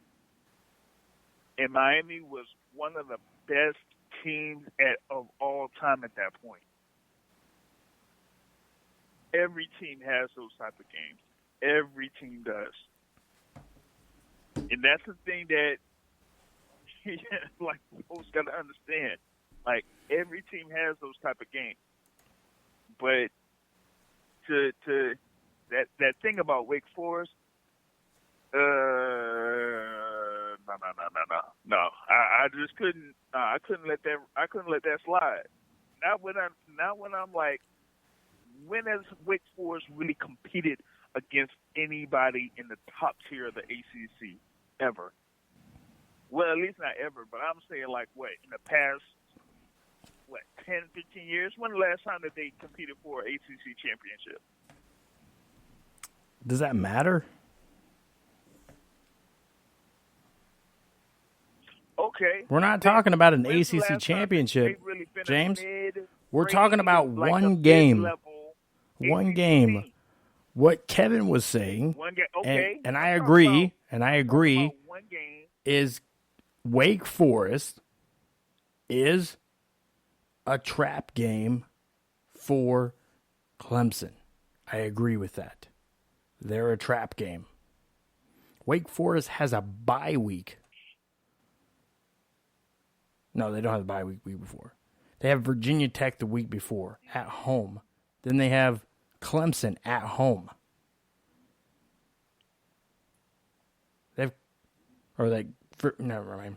They go to Blacksburg, then they go to. They travel to Virginia Tech. They go to Blacksburg, then they go to. Travel to Clemson. I thought I had the Clemson. I don't know. Anyway, but nonetheless, it's a trap game there. For Clemson, because for the same reasons you're saying, 11 straight years. When the last time did they compete? All I'm simply saying is they have a quality football team this year, and they're moving that program in the right direction. They beat Syracuse 41-6. They've put points up. Clemson put 41-6 on Syracuse. Syracuse is clearly not the team that they were last year. Outside of that, they really don't. They don't have any quality wins this year at all. So Syracuse got hyped up because they had a good team. They played well last year. They got overhyped, and now they're under-delivering by far. Texas A&M. What is Texas A&M? How confident are you to say Texas A&M is a great team? How confident are you to even put Texas A&M in the top 25 with 2 losses?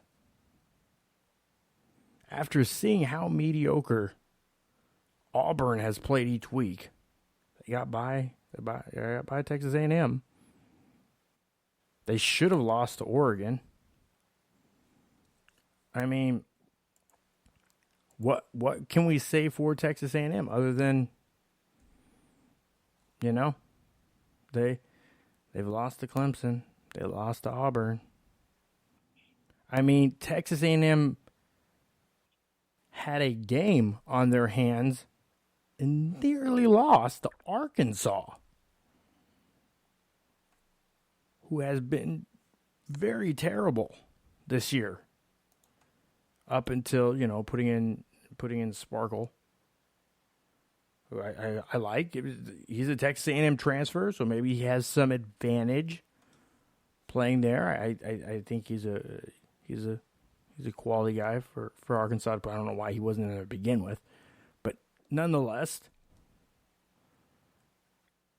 I mean, really not standing, jumping for joy. Arkansas lost to San Diego State. They beat Colorado State. That's the first week they put in Sparkle. He went in on against and led the victory against Colorado State. They struggled against San Jose State. Came close to pulling it out against Texas A&M. And they had a game on their hands against Portland State to begin the year. A tech school, I think it's a 2-year college. I don't know. Portland State. They play basketball. I know that, but nonetheless, I mean, what is Texas A&M?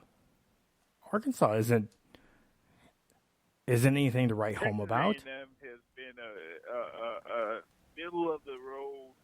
Okay, so right now, Clemson's marquee win is against a middle of the road, mediocre Texas A&M team. That's their marquee win, and it almost lost against North Carolina, who again is in the middle to low end of the ACC, which is the worst Power 5 conference. You could argue that the American Conference is better than the ACC, but nonetheless, they almost lost. I mean, Charlotte, they now when they played against Charlotte, I mean, 52-10. Okay, cool, but who cares? That's Charlotte. They should railroad them. You know, Georgia Tech, new coach, new system.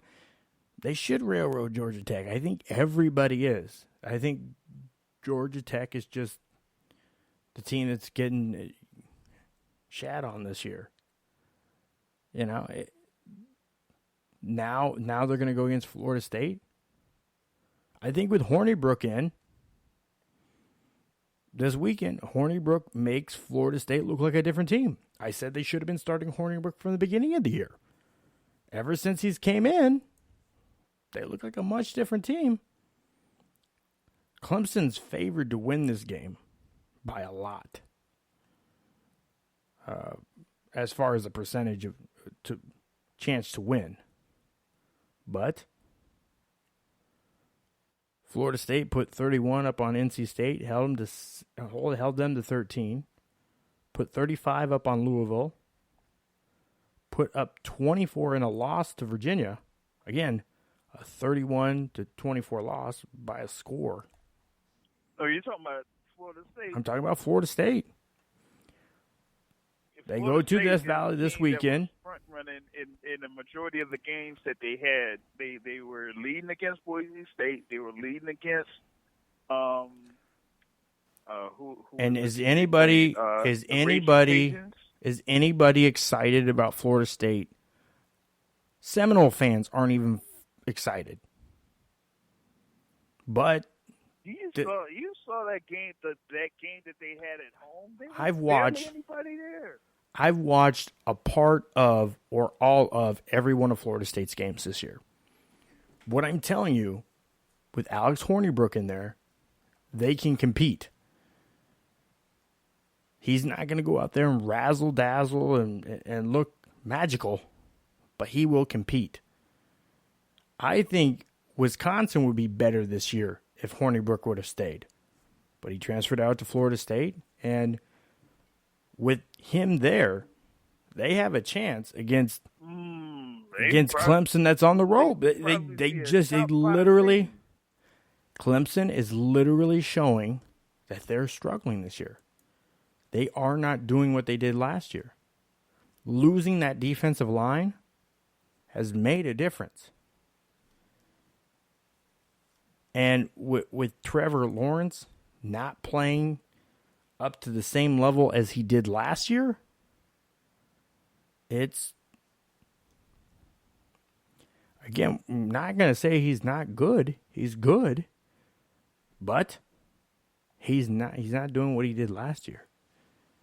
He's not making the difference he did last year. They're putting up points on Georgia Tech, Syracuse, Charlotte.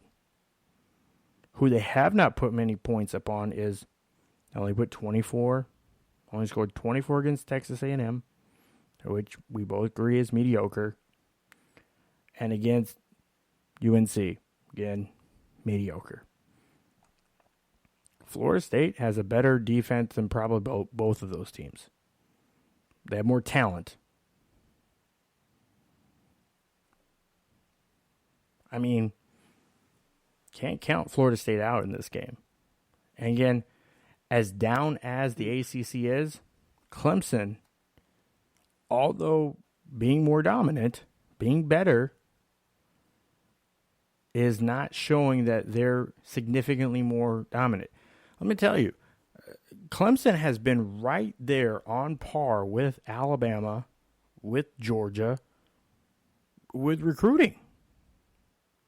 There is no excuse that Clemson isn't just the next man up.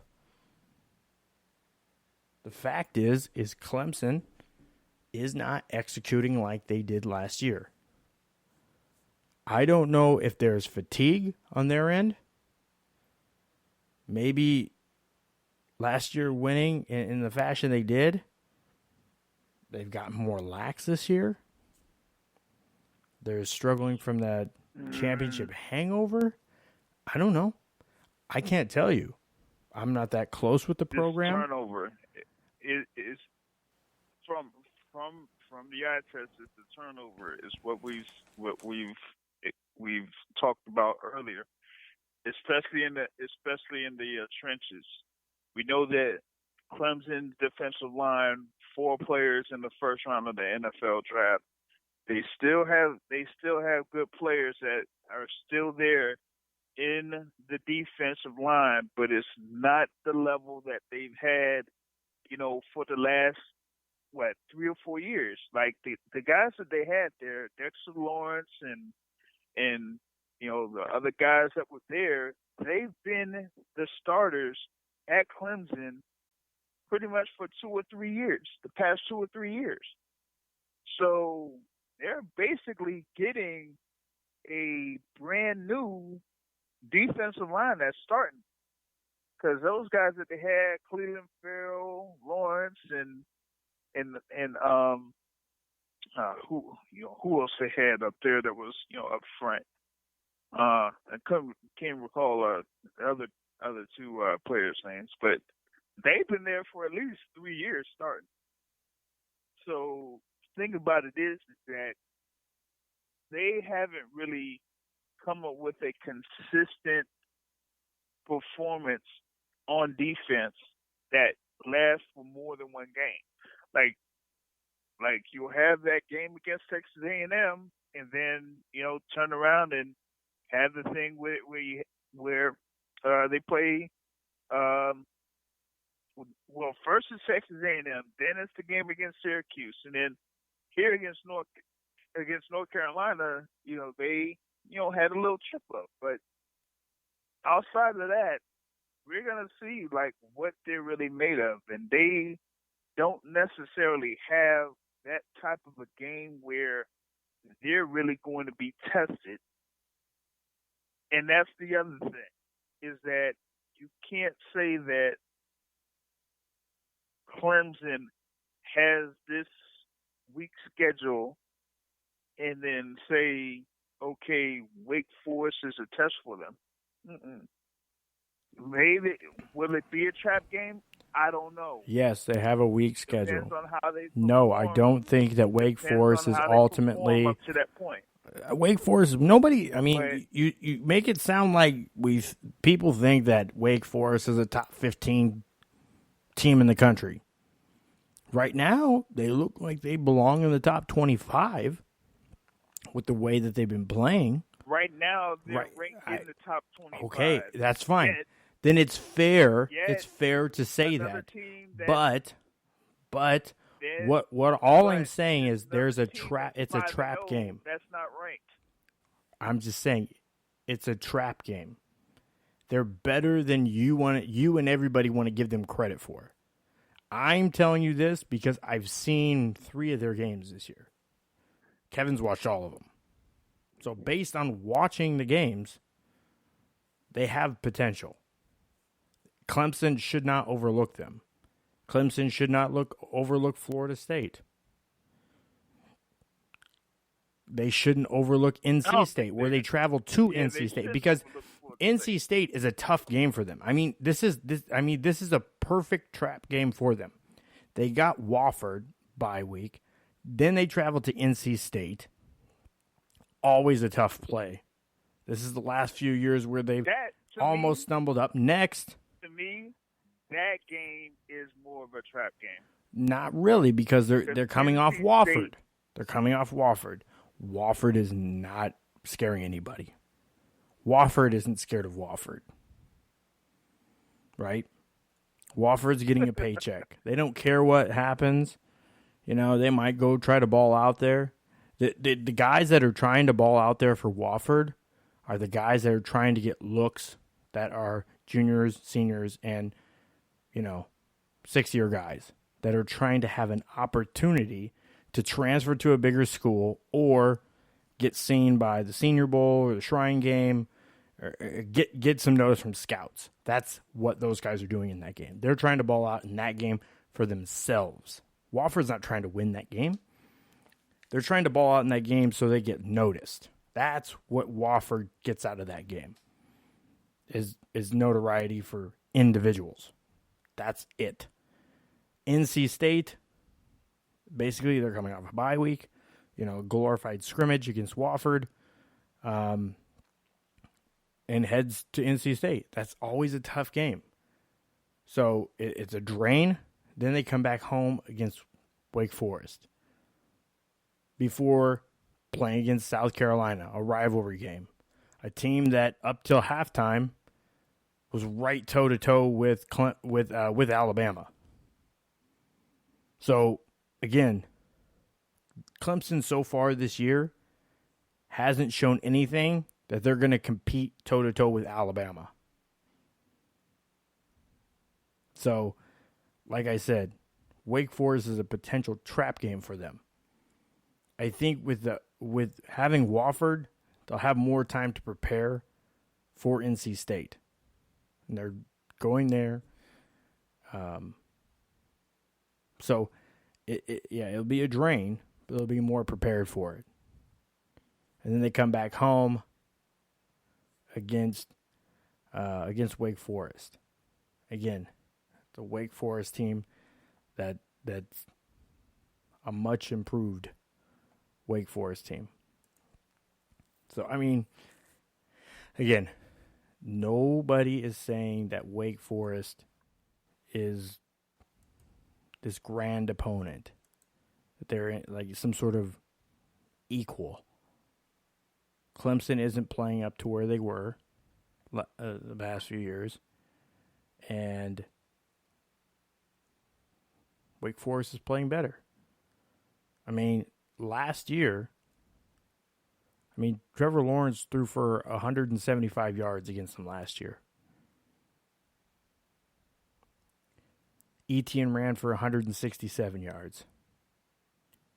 Ross he was a game leader in receptions, 74 yards. They won. Again, this was in the middle of the season. 63-3 at Wake Forest. That is what you're basing this off of. Without an extra year of recruiting, without an extra year of experience and development, and with a Clemson team that's probably one of the best all-around college football teams we've seen in a long time.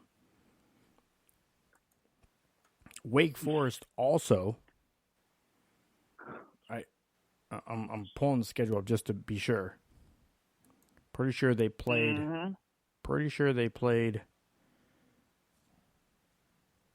Let's see. 2018. Yes, they beat NC State, who was ranked 14th. They beat NC State last year. They beat Duke 59-7. They beat Louisville 56-35. You see? So from October around, from October last year, they won 3 of their last 5 games.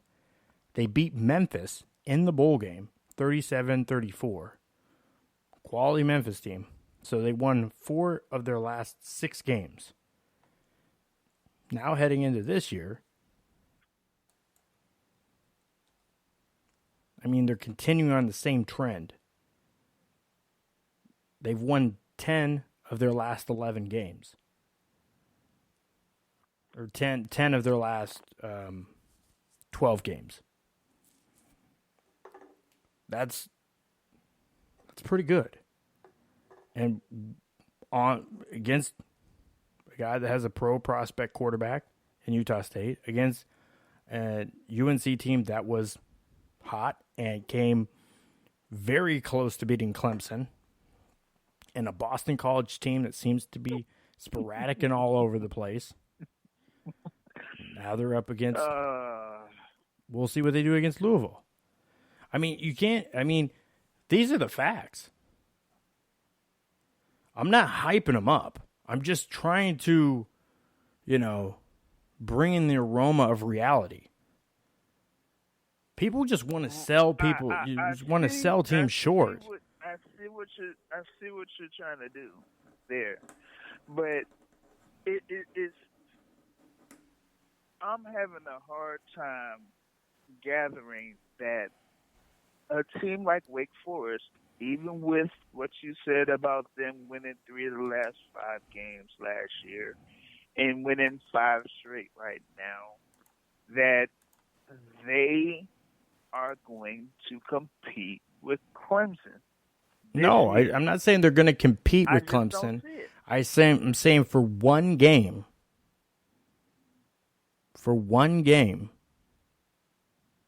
it could be trouble for Clemson. Just simply based on how Clemson has played this year. They have not gotten better over the course of the season. They haven't improved their play. It's showing the effects of losing the guys they lost has made the world of difference. And it's not something that they've bounced back from yet. Again, and Clemson hasn't had to deal with injuries yet. 90 seconds. If Etienne goes down or Trevor Lawrence goes down, hate to say it, but more than any other team, from the looks at it, they would have an issue. If Lawrence goes down, they would have an issue. If Etienne goes down, they have depth at running back.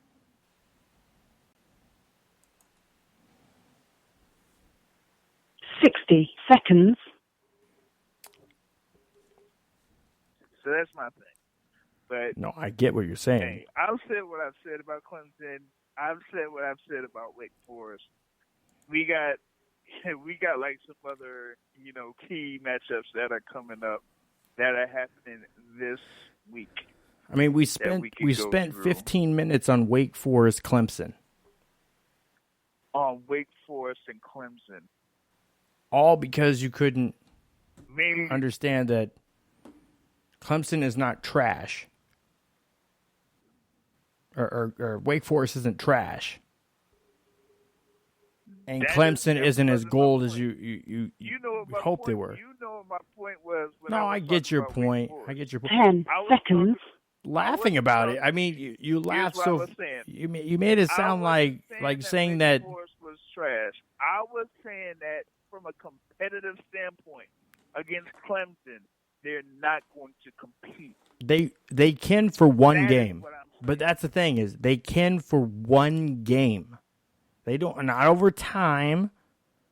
Their overall record's not going to be better, but for one game, they could be a problem. That's it. That's all I'm saying. That's all Kevin was saying. I'm going to go with Just a I'm gonna real go quick, with the law of averages. hold on, a real Law quick of averages update before says we they head haven't into the. competed for 11 years. Just a real quick update here. Rays beat Astros 4-1 in Tampa. It ties the series up at 2-2. It takes the ALDS back to Houston to find out real who's quick, going to play Houston against Astros, the New York Yankees. best record in Major League Baseball, have three of the best pitchers out there in Major League Baseball, and they're going into a Game 5 with the Tampa Bay Rays, the team that had to play the playing game to get in through the wild card. Rays don't have anything to lose. Astros have everything to lose. Ooh, they're going to have so much pressure into that Game 5, just like the Dodgers have a lot of pressure in their Game 5 against the Nationals. Both top teams in their respective leagues got to go into a Game 5.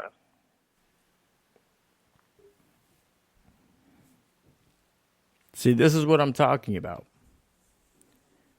Who would say, again, the Astros are arguably one of the best teams in Major League Baseball. One of the best put together teams, not only with starters, but relievers. They can field. They can hit. A lot of Yankees players in interviews all this week are saying we would rather play the Rays than pay the Astros. But this is what you get from sports. This is the beauty of sports. I mean, it's not about who you are sure that's going to win. It's about the factor that, and this is why you can't really look at who's a better team. This is, again, they can make my argument for Wake Forest too. I mean, you literally made my argument for Wake Forest as well. So, but we're going to move on from that. Let's look at the other marquee games of the week. I just want to give that quick update on the ALDS. This week, I think, let's get into LSU and Florida. I'll pull up the board here, and I'll I don't even know if I want to make picks this week. That's how terrible it's been the last few weeks of my picking games. I'm kind of shying away from it. It's been that bad. It's been ugly. When you pick Auburn to win and Florida wins, I finally came around to picking TCU and Iowa State. Part of me was like, yeah, Iowa State. Then Iowa State, they fell apart the week before. I've had some unfortunate times this year. And Miami, Virginia Tech. How about that game? I didn't get to tell, but Kevin was excited about that game. Terrible. Man, that was Virginia Tech off. game. Way Team. off. A terrible Virginia Tech team beats a Miami team that just. I hope they file these games on their taxes as donations, because I'm just saying, Christmas has came early, and Miami is Santa Claus.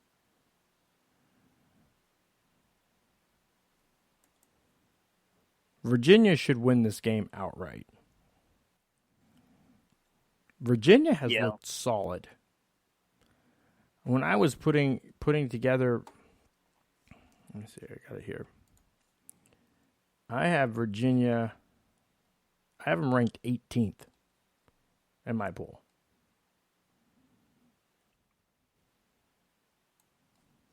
I have them ranked 18th. I went beyond the 15, but I have them ranked 18th just behind Utah.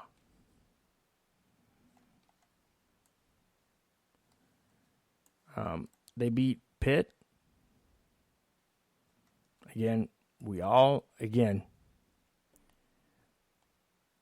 Pitt is a quality team, especially at home. They went into Pittsburgh and they beat Pitt. That is a quality win from a team that's, again, one of those teams you're not expecting to really compete for a division. They beat Florida State with Hornibrook, and they looked very competitive. They were up at half against Notre Dame. Notre Dame had to find something deep down within them to come back and win that game. A couple things had to go in their favor. Now they're going to go to Miami, who just donated a game to Virginia Tech. When I say donated, like literally, they gave up 42 points. Donated. 42 points. They gave them up to Virginia Tech. They struggled the week before against Central Michigan. They got the win. Seems like the only team that they've looked decent against, really, was the team in Daytona. Or Daytona. Bethune-Cookman. They lose to UNC. They had Florida beat and gave that away. Georgia Tech should be a win, but so should have Virginia Tech. They should have beat both Techs this year. We'll see. Pitt, they should lose that game. Florida State, Miami will probably lose that game. Louisville, I don't know. FIU should win, but I don't know. You know, I mean, FIU beat UMass. They beat UMass. So, and they were competitive against Western Kentucky. So, Miami, if they lose to FIU, and they're lucky they don't play FAU, because I think FAU would probably boat race Miami this year.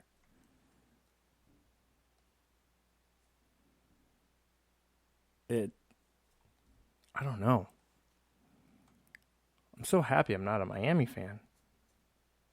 I feel bad for them. No, I don't. I don't. Yeah. No, I don't. You know, the real Miami fans still wear their stuff. They're still sporting the shit out of it.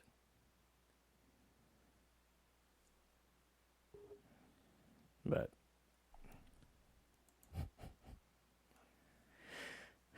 so Florida, LSU, the game that we were getting to and haven't.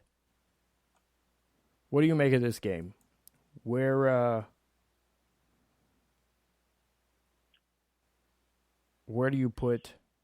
Well, we talked about Florida in their game against Auburn and what they've pretty much done for the course of this season. Like I said a few weeks ago, they escaped against Kentucky on the road, where they were pretty much dominated on both sides of the ball. Now they're facing probably one of the most prolific offenses in college football. I did talk about Oklahoma. I did talk about Alabama. But LSU also has a very prolific offense. Joe Burrow has been one of the most impressive quarterbacks in the nation so far up to this particular point of the season. It's been a stark contrast from what he was last year, and this is like, the first time in like ever for LSU to have those athletes that they've had on offense and not have a quarterback. Now they have a quarterback, and you're looking at one of the most,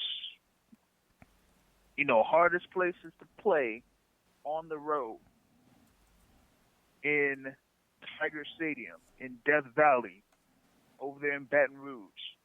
And this is pretty much the toughest game that Kyle Trask is going to be playing, since, forever, since he never started in high school, and that was his first, full start in college or whatever it was. So he's looking at what one of the toughest atmospheres in the country.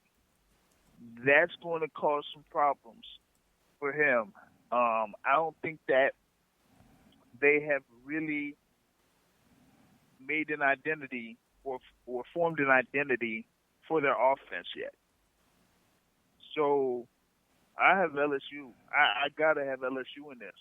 They're gonna win this, and the thing about it is that with this win, they're pretty much going to have a real positive feedback from this particular matchup. This is a top 10 matchup. So they get this win, they could jump a spot. Maybe jump a spot in the rankings once it's all said and done. Particularly since I don't see I don't see number 4 team. Well, what they have is number 4 playing this week. I think there's an off week for them. Yeah, it's Ohio State, right? Yeah, I think Ohio State is. They got an off week. I believe so. They get this win over Florida. They can jump them. They're off this week, and they come back next week against. They go to Northwestern.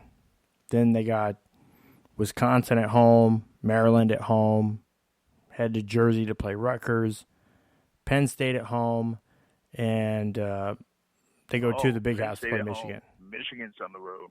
Yeah.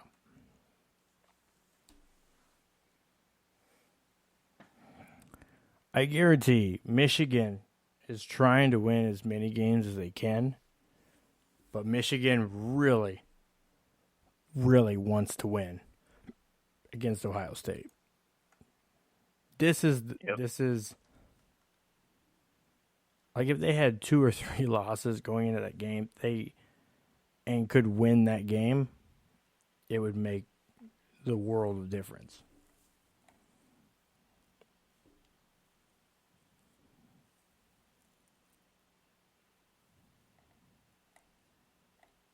Hopefully it's a good game. Yeah. Or it could look like Ohio State, Nebraska.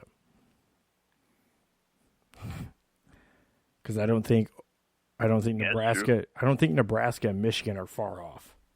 Really, they did look far off last year. Michigan looked bigger. They looked stronger. They looked faster in spots. So, like I said, they took a step back this year, and Nebraska took a step forward. And they're about right there. About right there. So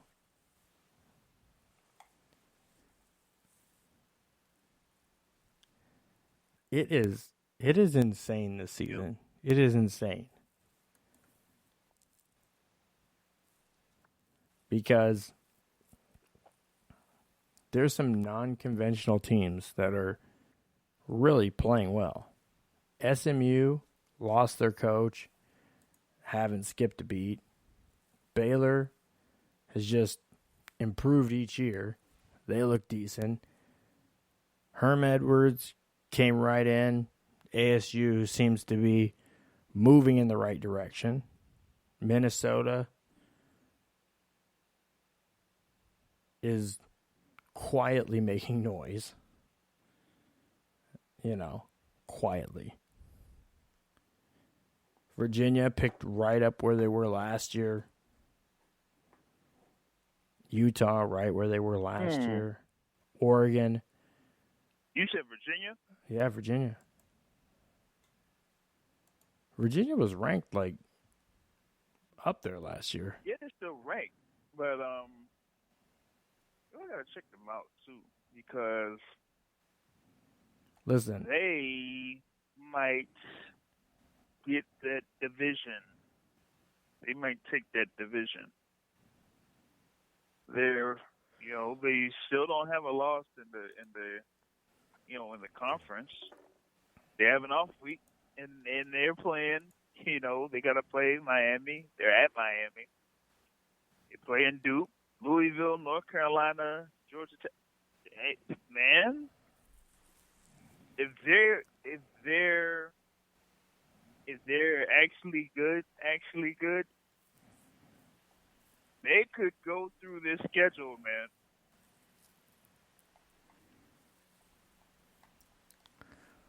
Listen, I talked to Bronco Mendenhall this year at the Trop, at the Shrine game, and he was very enthusiastic about the team this year. I mean, don't get me wrong, he sold out for his guys that were there at the Shrine game.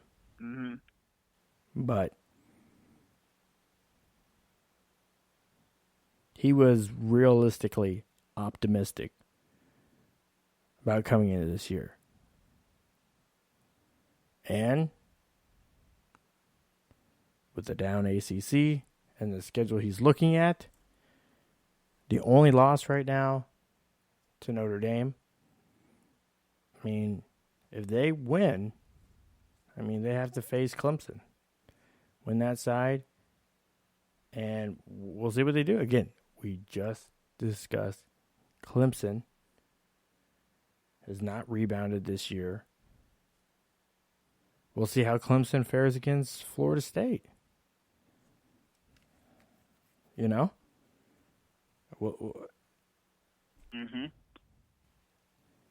We'll see.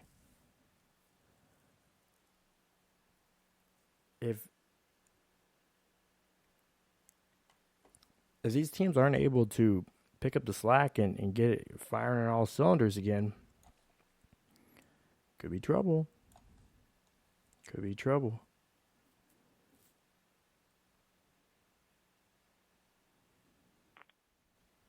But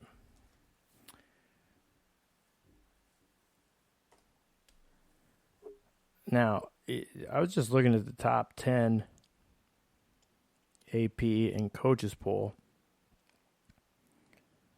and I think we have a better poll. Yeah, this is the thing. This again, the big problem. I talked about this at the front of the show, which you guys couldn't hear me for some weird reason.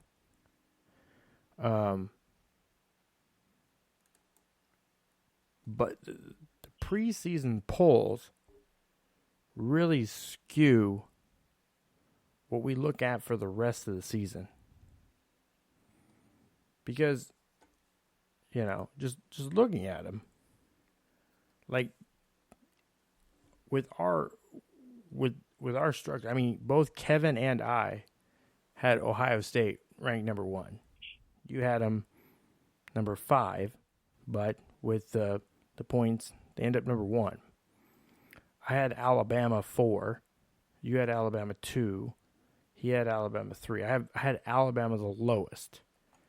Again, not to say that they're not talented, but it's just that with them, even more so than Oklahoma, I don't feel that they have had great competition.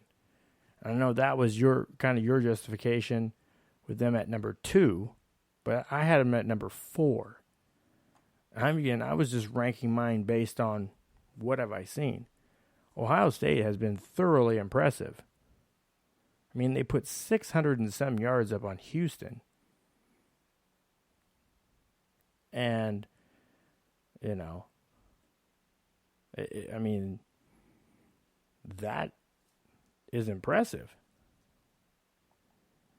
Now, Oklahoma will have their biggest test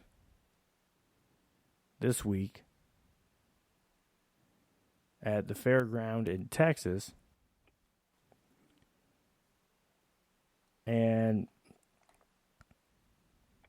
we'll see what comes of it. Texas spoiled it for them last year. So it's tough to swing one way or another. Oklahoma should come out on top with the way Jalen Hurts is playing. It's crazy because they got a bigger, stronger quarterback than they've had the last 2 years. Still athletic and can run and runs harder too. So Jalen Hurts looked really good. I just feel like after Lane Kiffin left Alabama,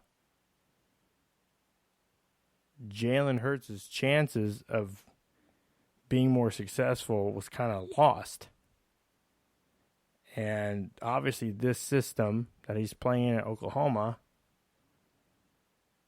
works better to his skill set than what Sarkisian had been running at Oklahoma or at Alabama.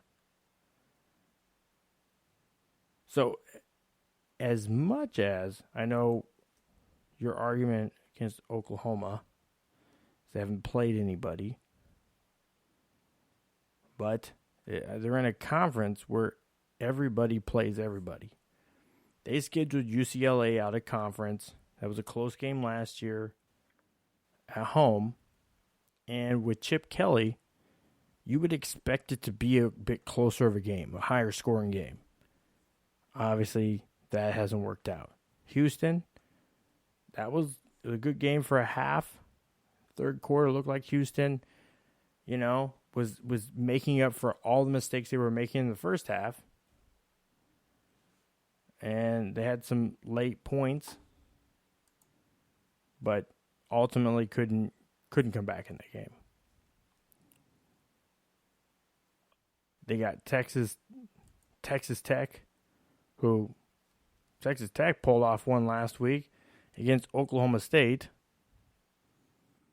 Yeah.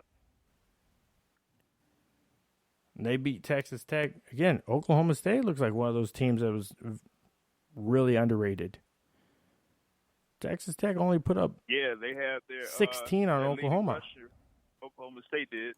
So yeah. So again, Kansas is much improved. It's just they're up and down. It's the first year under Les Miles. I mean, it's not going to look good. They're going to struggle. They didn't have a lot to work with to begin with. But, again, another team, an unpredictable Boston College team. They beat them. They come close to beating West Virginia, who just last week made it a game against Texas. So, again, this is where I keep coming back and talking about this parity, and that in one game, any of these teams have a chance in one game. I mean, Kansas, they loaded it up. They wanted to show up against Oklahoma. And They, they put up 7 in the first quarter and then didn't score again until fourth quarter, kind of in garbage time, but it's something, they like to be hopeful of. They put 230 yards passing and 130 rushing. They had 9 penalties. Kansas controlled the time of possession. 18 for 3. Clearly. Kansas won the turnover battle.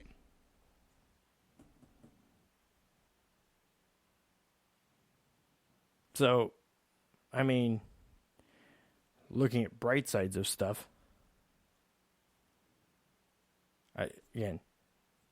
does Kansas compete with Oklahoma? Absolutely not. But in one game, you don't know. People have a turnover problem in one game. Hopes get down. Confidence wanes.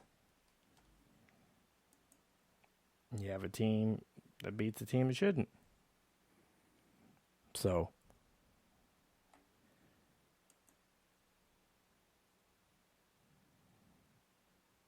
Florida State, Clemson. We covered that game already, I think, to a fair enough degree.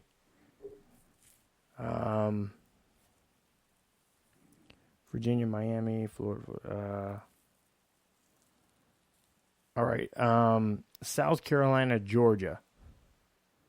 Do you think South Carolina has a chance in this game against Georgia?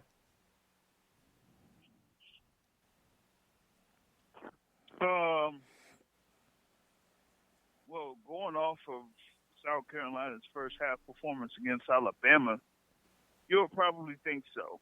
Or through what has happened with Georgia, going into the second half and late in the fourth quarter before really putting away Notre Dame at home. I don't really necessarily see it. But who knows with that one? I think Georgia should be able to pull away with that. I don't know if they're going to beat them like how Alabama beat South Carolina, but it should be a pretty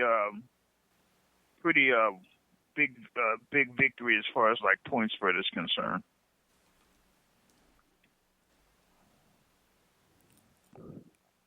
In theory. So, if we dug a little deeper on that game, we're still looking at a team. Again, Will Muschamp.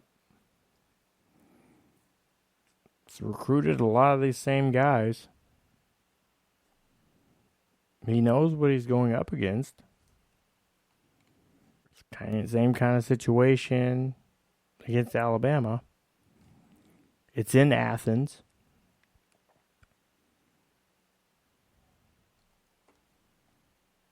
I wouldn't pick South Carolina to win, but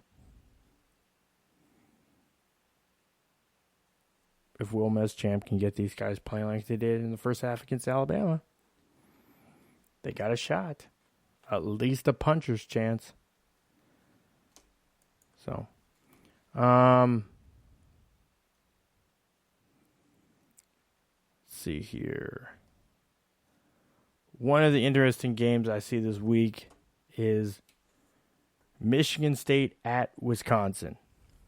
Wisconsin kind of fell into the twilight zone that is Northwestern.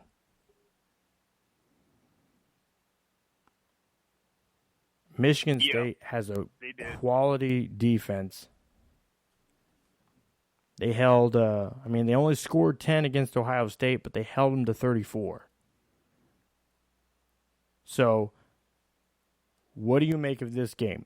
I will say it again. Wisconsin looks really good. Their defense is strong, but their offense is one-dimensional.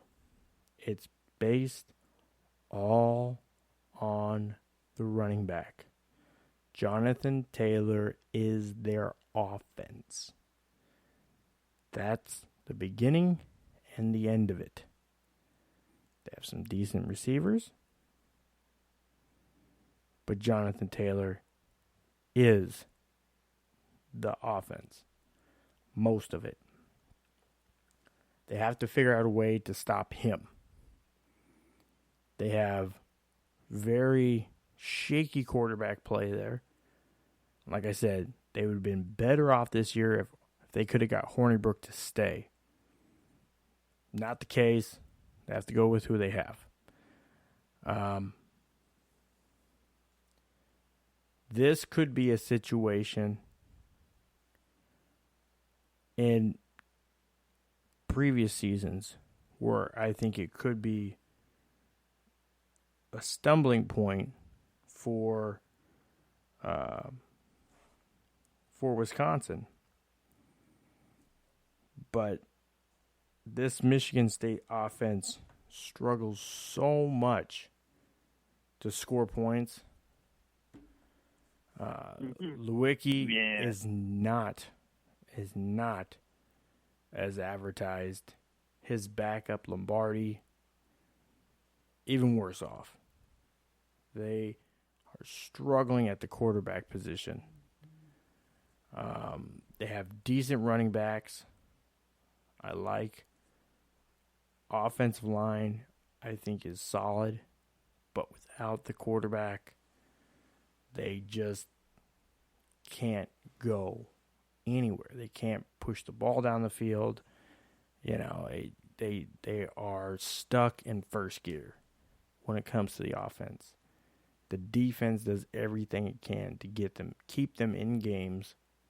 That, again, like I said, that includes holding Ohio State to 34 points, which is clearly something worth writing home about. And still,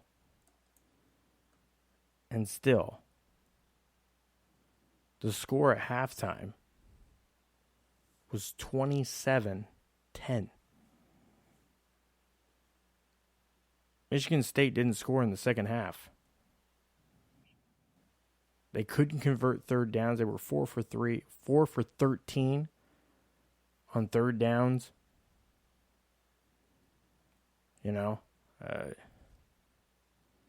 couldn't run, couldn't establish the run, and it was 63 yards, 67 yards total. They ended up with 218 passing yards.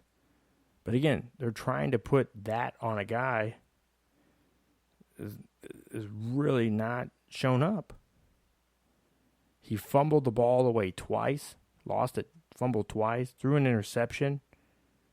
The turnover battle was crazy. They lost the turnover battle by 1. Ohio State fumbled and threw an interception.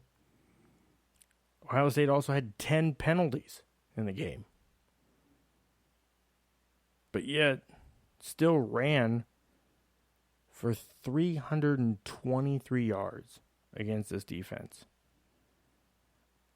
even though they got outpassed. They had a guy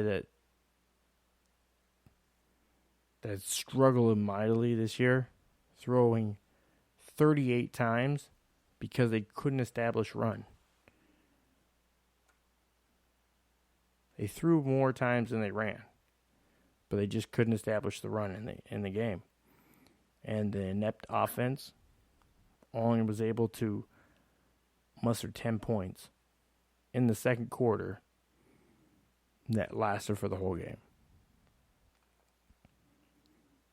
And that's the thing. It's not just Ohio State. They've struggled really putting up points on most of the teams they've played this year.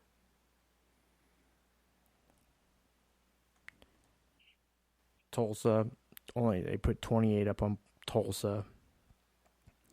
They only put up 7 in a loss at home to Arizona State. They found a way to get 32 points up on Northwestern and 40 points on Indiana. Most of those were there. There was defensive scoring involved in that.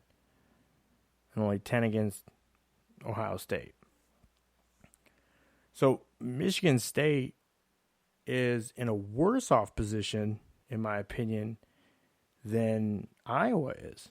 Iowa has a better quarterback and as capable of a running back as Michigan State does. I would give the edge to Michigan State maybe with the running back. But defensively,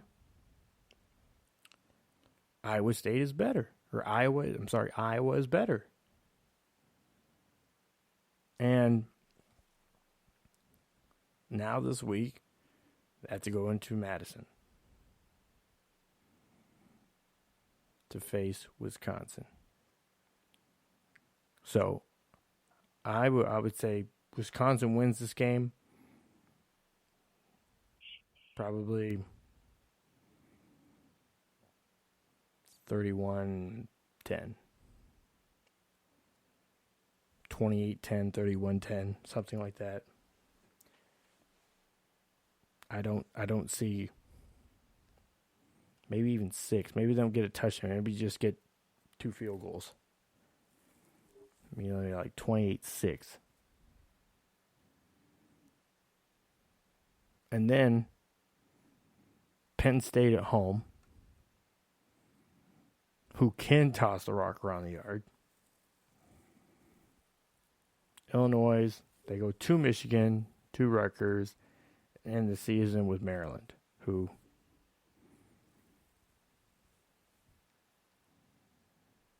been a high-scoring team at points this season. So, what do you have for this score? Wisconsin, Michigan State. For Wisconsin, Michigan State,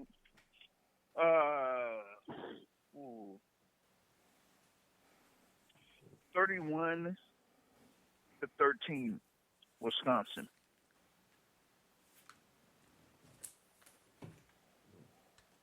It's home game. Michigan State, like you said, kind of like struggles with scoring points. And that's not good when you're going against one of the best defenses in the country. And I think that Wisconsin is going to force some turnovers on Michigan State, which will lead to points on the other end. And I think that'll, kind of like make it be I think that they'll jump out to either a 14-point lead or maybe a 21-point lead before Michigan State scores a point. And that'll be the theme for the rest of the game. All right, so I'm gonna write up our picks again this week, and let's see which teams we jinx, because clearly that's what we do.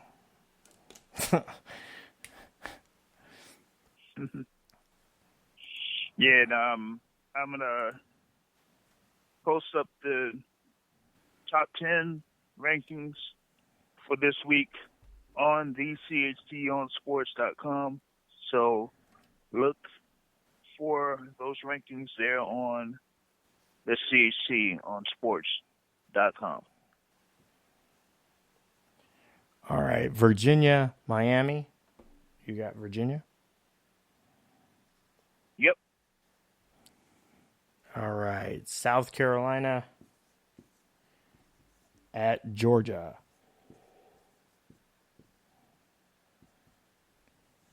Trying to get us some easy ones here. Yep.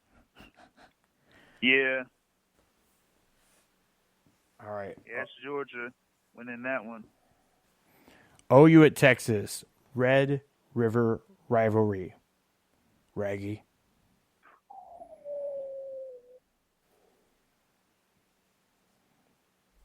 Last year, that was one of the best games of the season. You know, with Texas actually pulling off the win. This year, I don't know. I think that I got OU, and not just because they have Jalen Hurts at quarterback, but I think that OU's defense is going to be a little bit better this year. I just feel that they're patching up what their defense is going to be, and that they're going to, you know, kind of like be a little bit tougher on defense than they've been in previous years. So I think that's going to be the difference in this game, and have them pull away from Texas over in the Cotton Bowl Classic, or whatever they call it, Red River Showdown or whatever it is. Yeah. Red River Shootout, Red River Showdown, Red River Rivalry, River. Yeah. So, yep. Alabama at Tamu.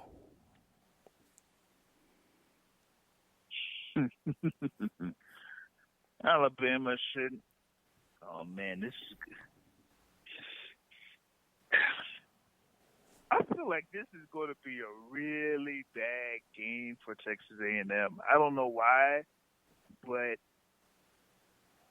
it's going to be worse than the Clemson game was. Because Alabama's going to end up scoring more points than what Clemson did. Oh, yeah. I'm trying to turn our score thing around here. At minimum 40 points. At minimum 40 points. All right. And Texas A&M, you were talking about them earlier, struggling to beat Arkansas. Oh, man. Yeah. Florida State Clemson. Somebody given Saturday. No. Florida State Clemson.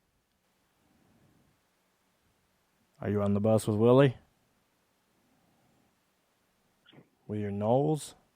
You're kind of been on the bandwagon for Alex Hornibrook. You know, it kind of look like they have a little bit of an identity now with Hornibrook under center. They do have, Cam Akers there, who's, one of the bell cows in the country as far as like running backs are concerned. He's very, very good little running back. But they're facing Clemson, and it's a road game, a tough road game. It is at 3:30, but I got Clemson pulling that one off.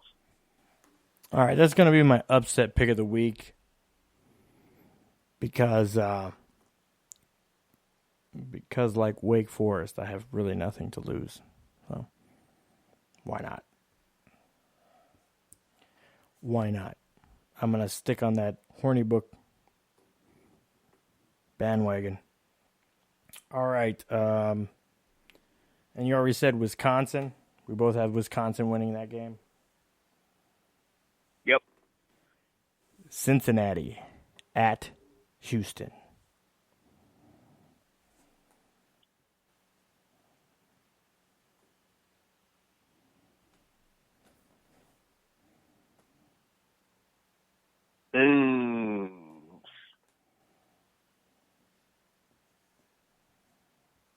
Cincinnati at Houston.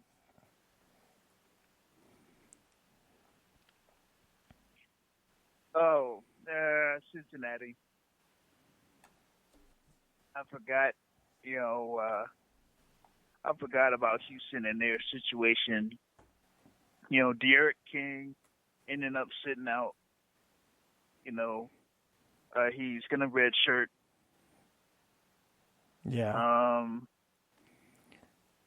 So, haven't touched that yet. Yeah, I got Cincinnati, man. All right.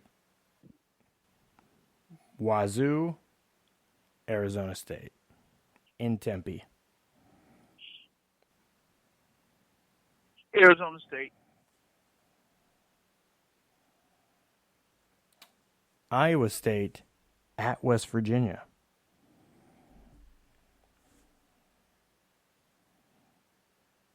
Iowa State. 2 weeks in a row. Ooh. I think Iowa State. That might be a good game, though. But I'll go for Iowa State. South California Trojans against Notre Dame.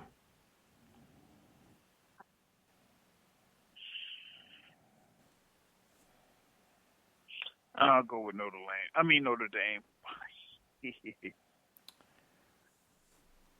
I'm going to give it up for the West Side. Why not? Speed. They haven't played Speed yet this year. I don't know if Notre Dame's all that different from Utah. I think that USC needs a little bit more consistency from the running back position. But yeah, their receivers are really, really good. But I need better out of their running back position. Penn State, Iowa. Penn State. All right, let's see how many more we got here. Florida at LSU. LSU.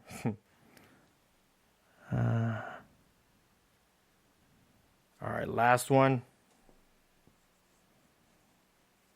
Washington at Arizona. Well, two more, sorry. Dang. Washington against Arizona? Yep.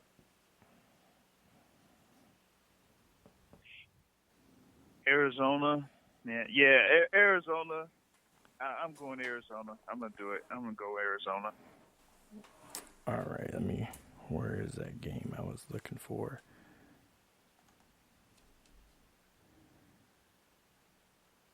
The nobody should pick game of the week.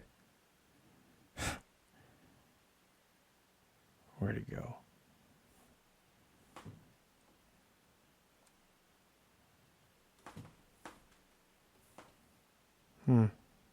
That might be interesting. Never mind.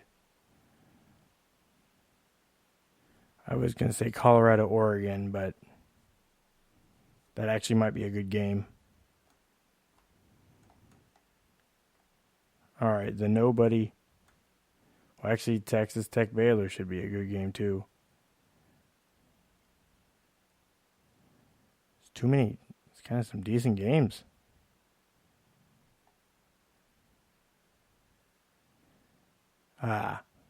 There it is. New Mexico State versus Central Michigan. What game is this? Is this like the random game of the week? Yes, this is the nobody should pick game of the week that we're picking. Oh, yeah. Oh, yeah. Man, New Mexico State versus Central Michigan. Good God. Central Michigan. I'm going to just say Central Michigan. I am too. They also almost beat Miami. 3 o'clock game on ESPN3. Also available on the ESPN app. You're going to watch it on the ESPN app? I'm probably not going to watch it. But I'm going to pick it.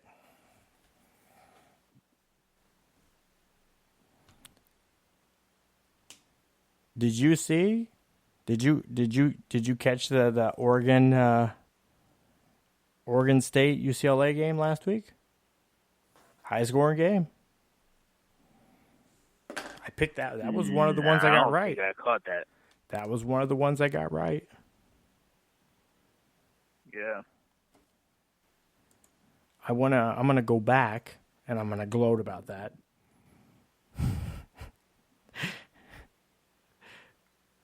Because there's not a whole lot of bright moments right now in my picks. That's why I added a few extra picks on this week and some dead rate. Man, I picked TCU and then they go and get bombed on like that. Jesus, TCU. Disappointing.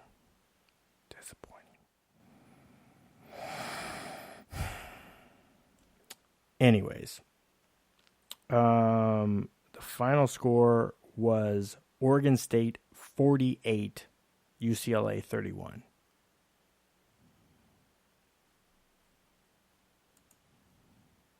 Luton, the quarterback for Oregon State, threw 5 touchdowns in the game. In the Rose Bowl.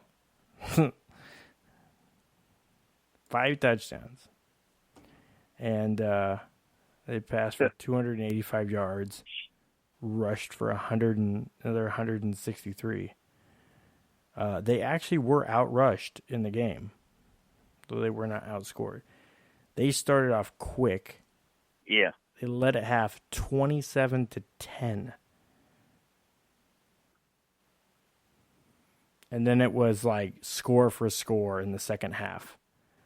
They both scored 14 in the third quarter, both scored 17 in the fourth. It was just... If you just wanted to watch entertaining football, that's what it was. It was entertaining football. If you don't care who's playing, clearly, entertaining. So, but anyways, that's going to do it for the show this week. Thank you for tuning in to the Cold Hard Truth on Sports. We'll be back next week with the second poll. We'll see how this week turns out. And now that some of the top teams are finally playing against more quality opponents, we might see a shakeup in our top 10. So that's all I got for you. I'm out. Thank you for using Blog Talk Radio. Goodbye.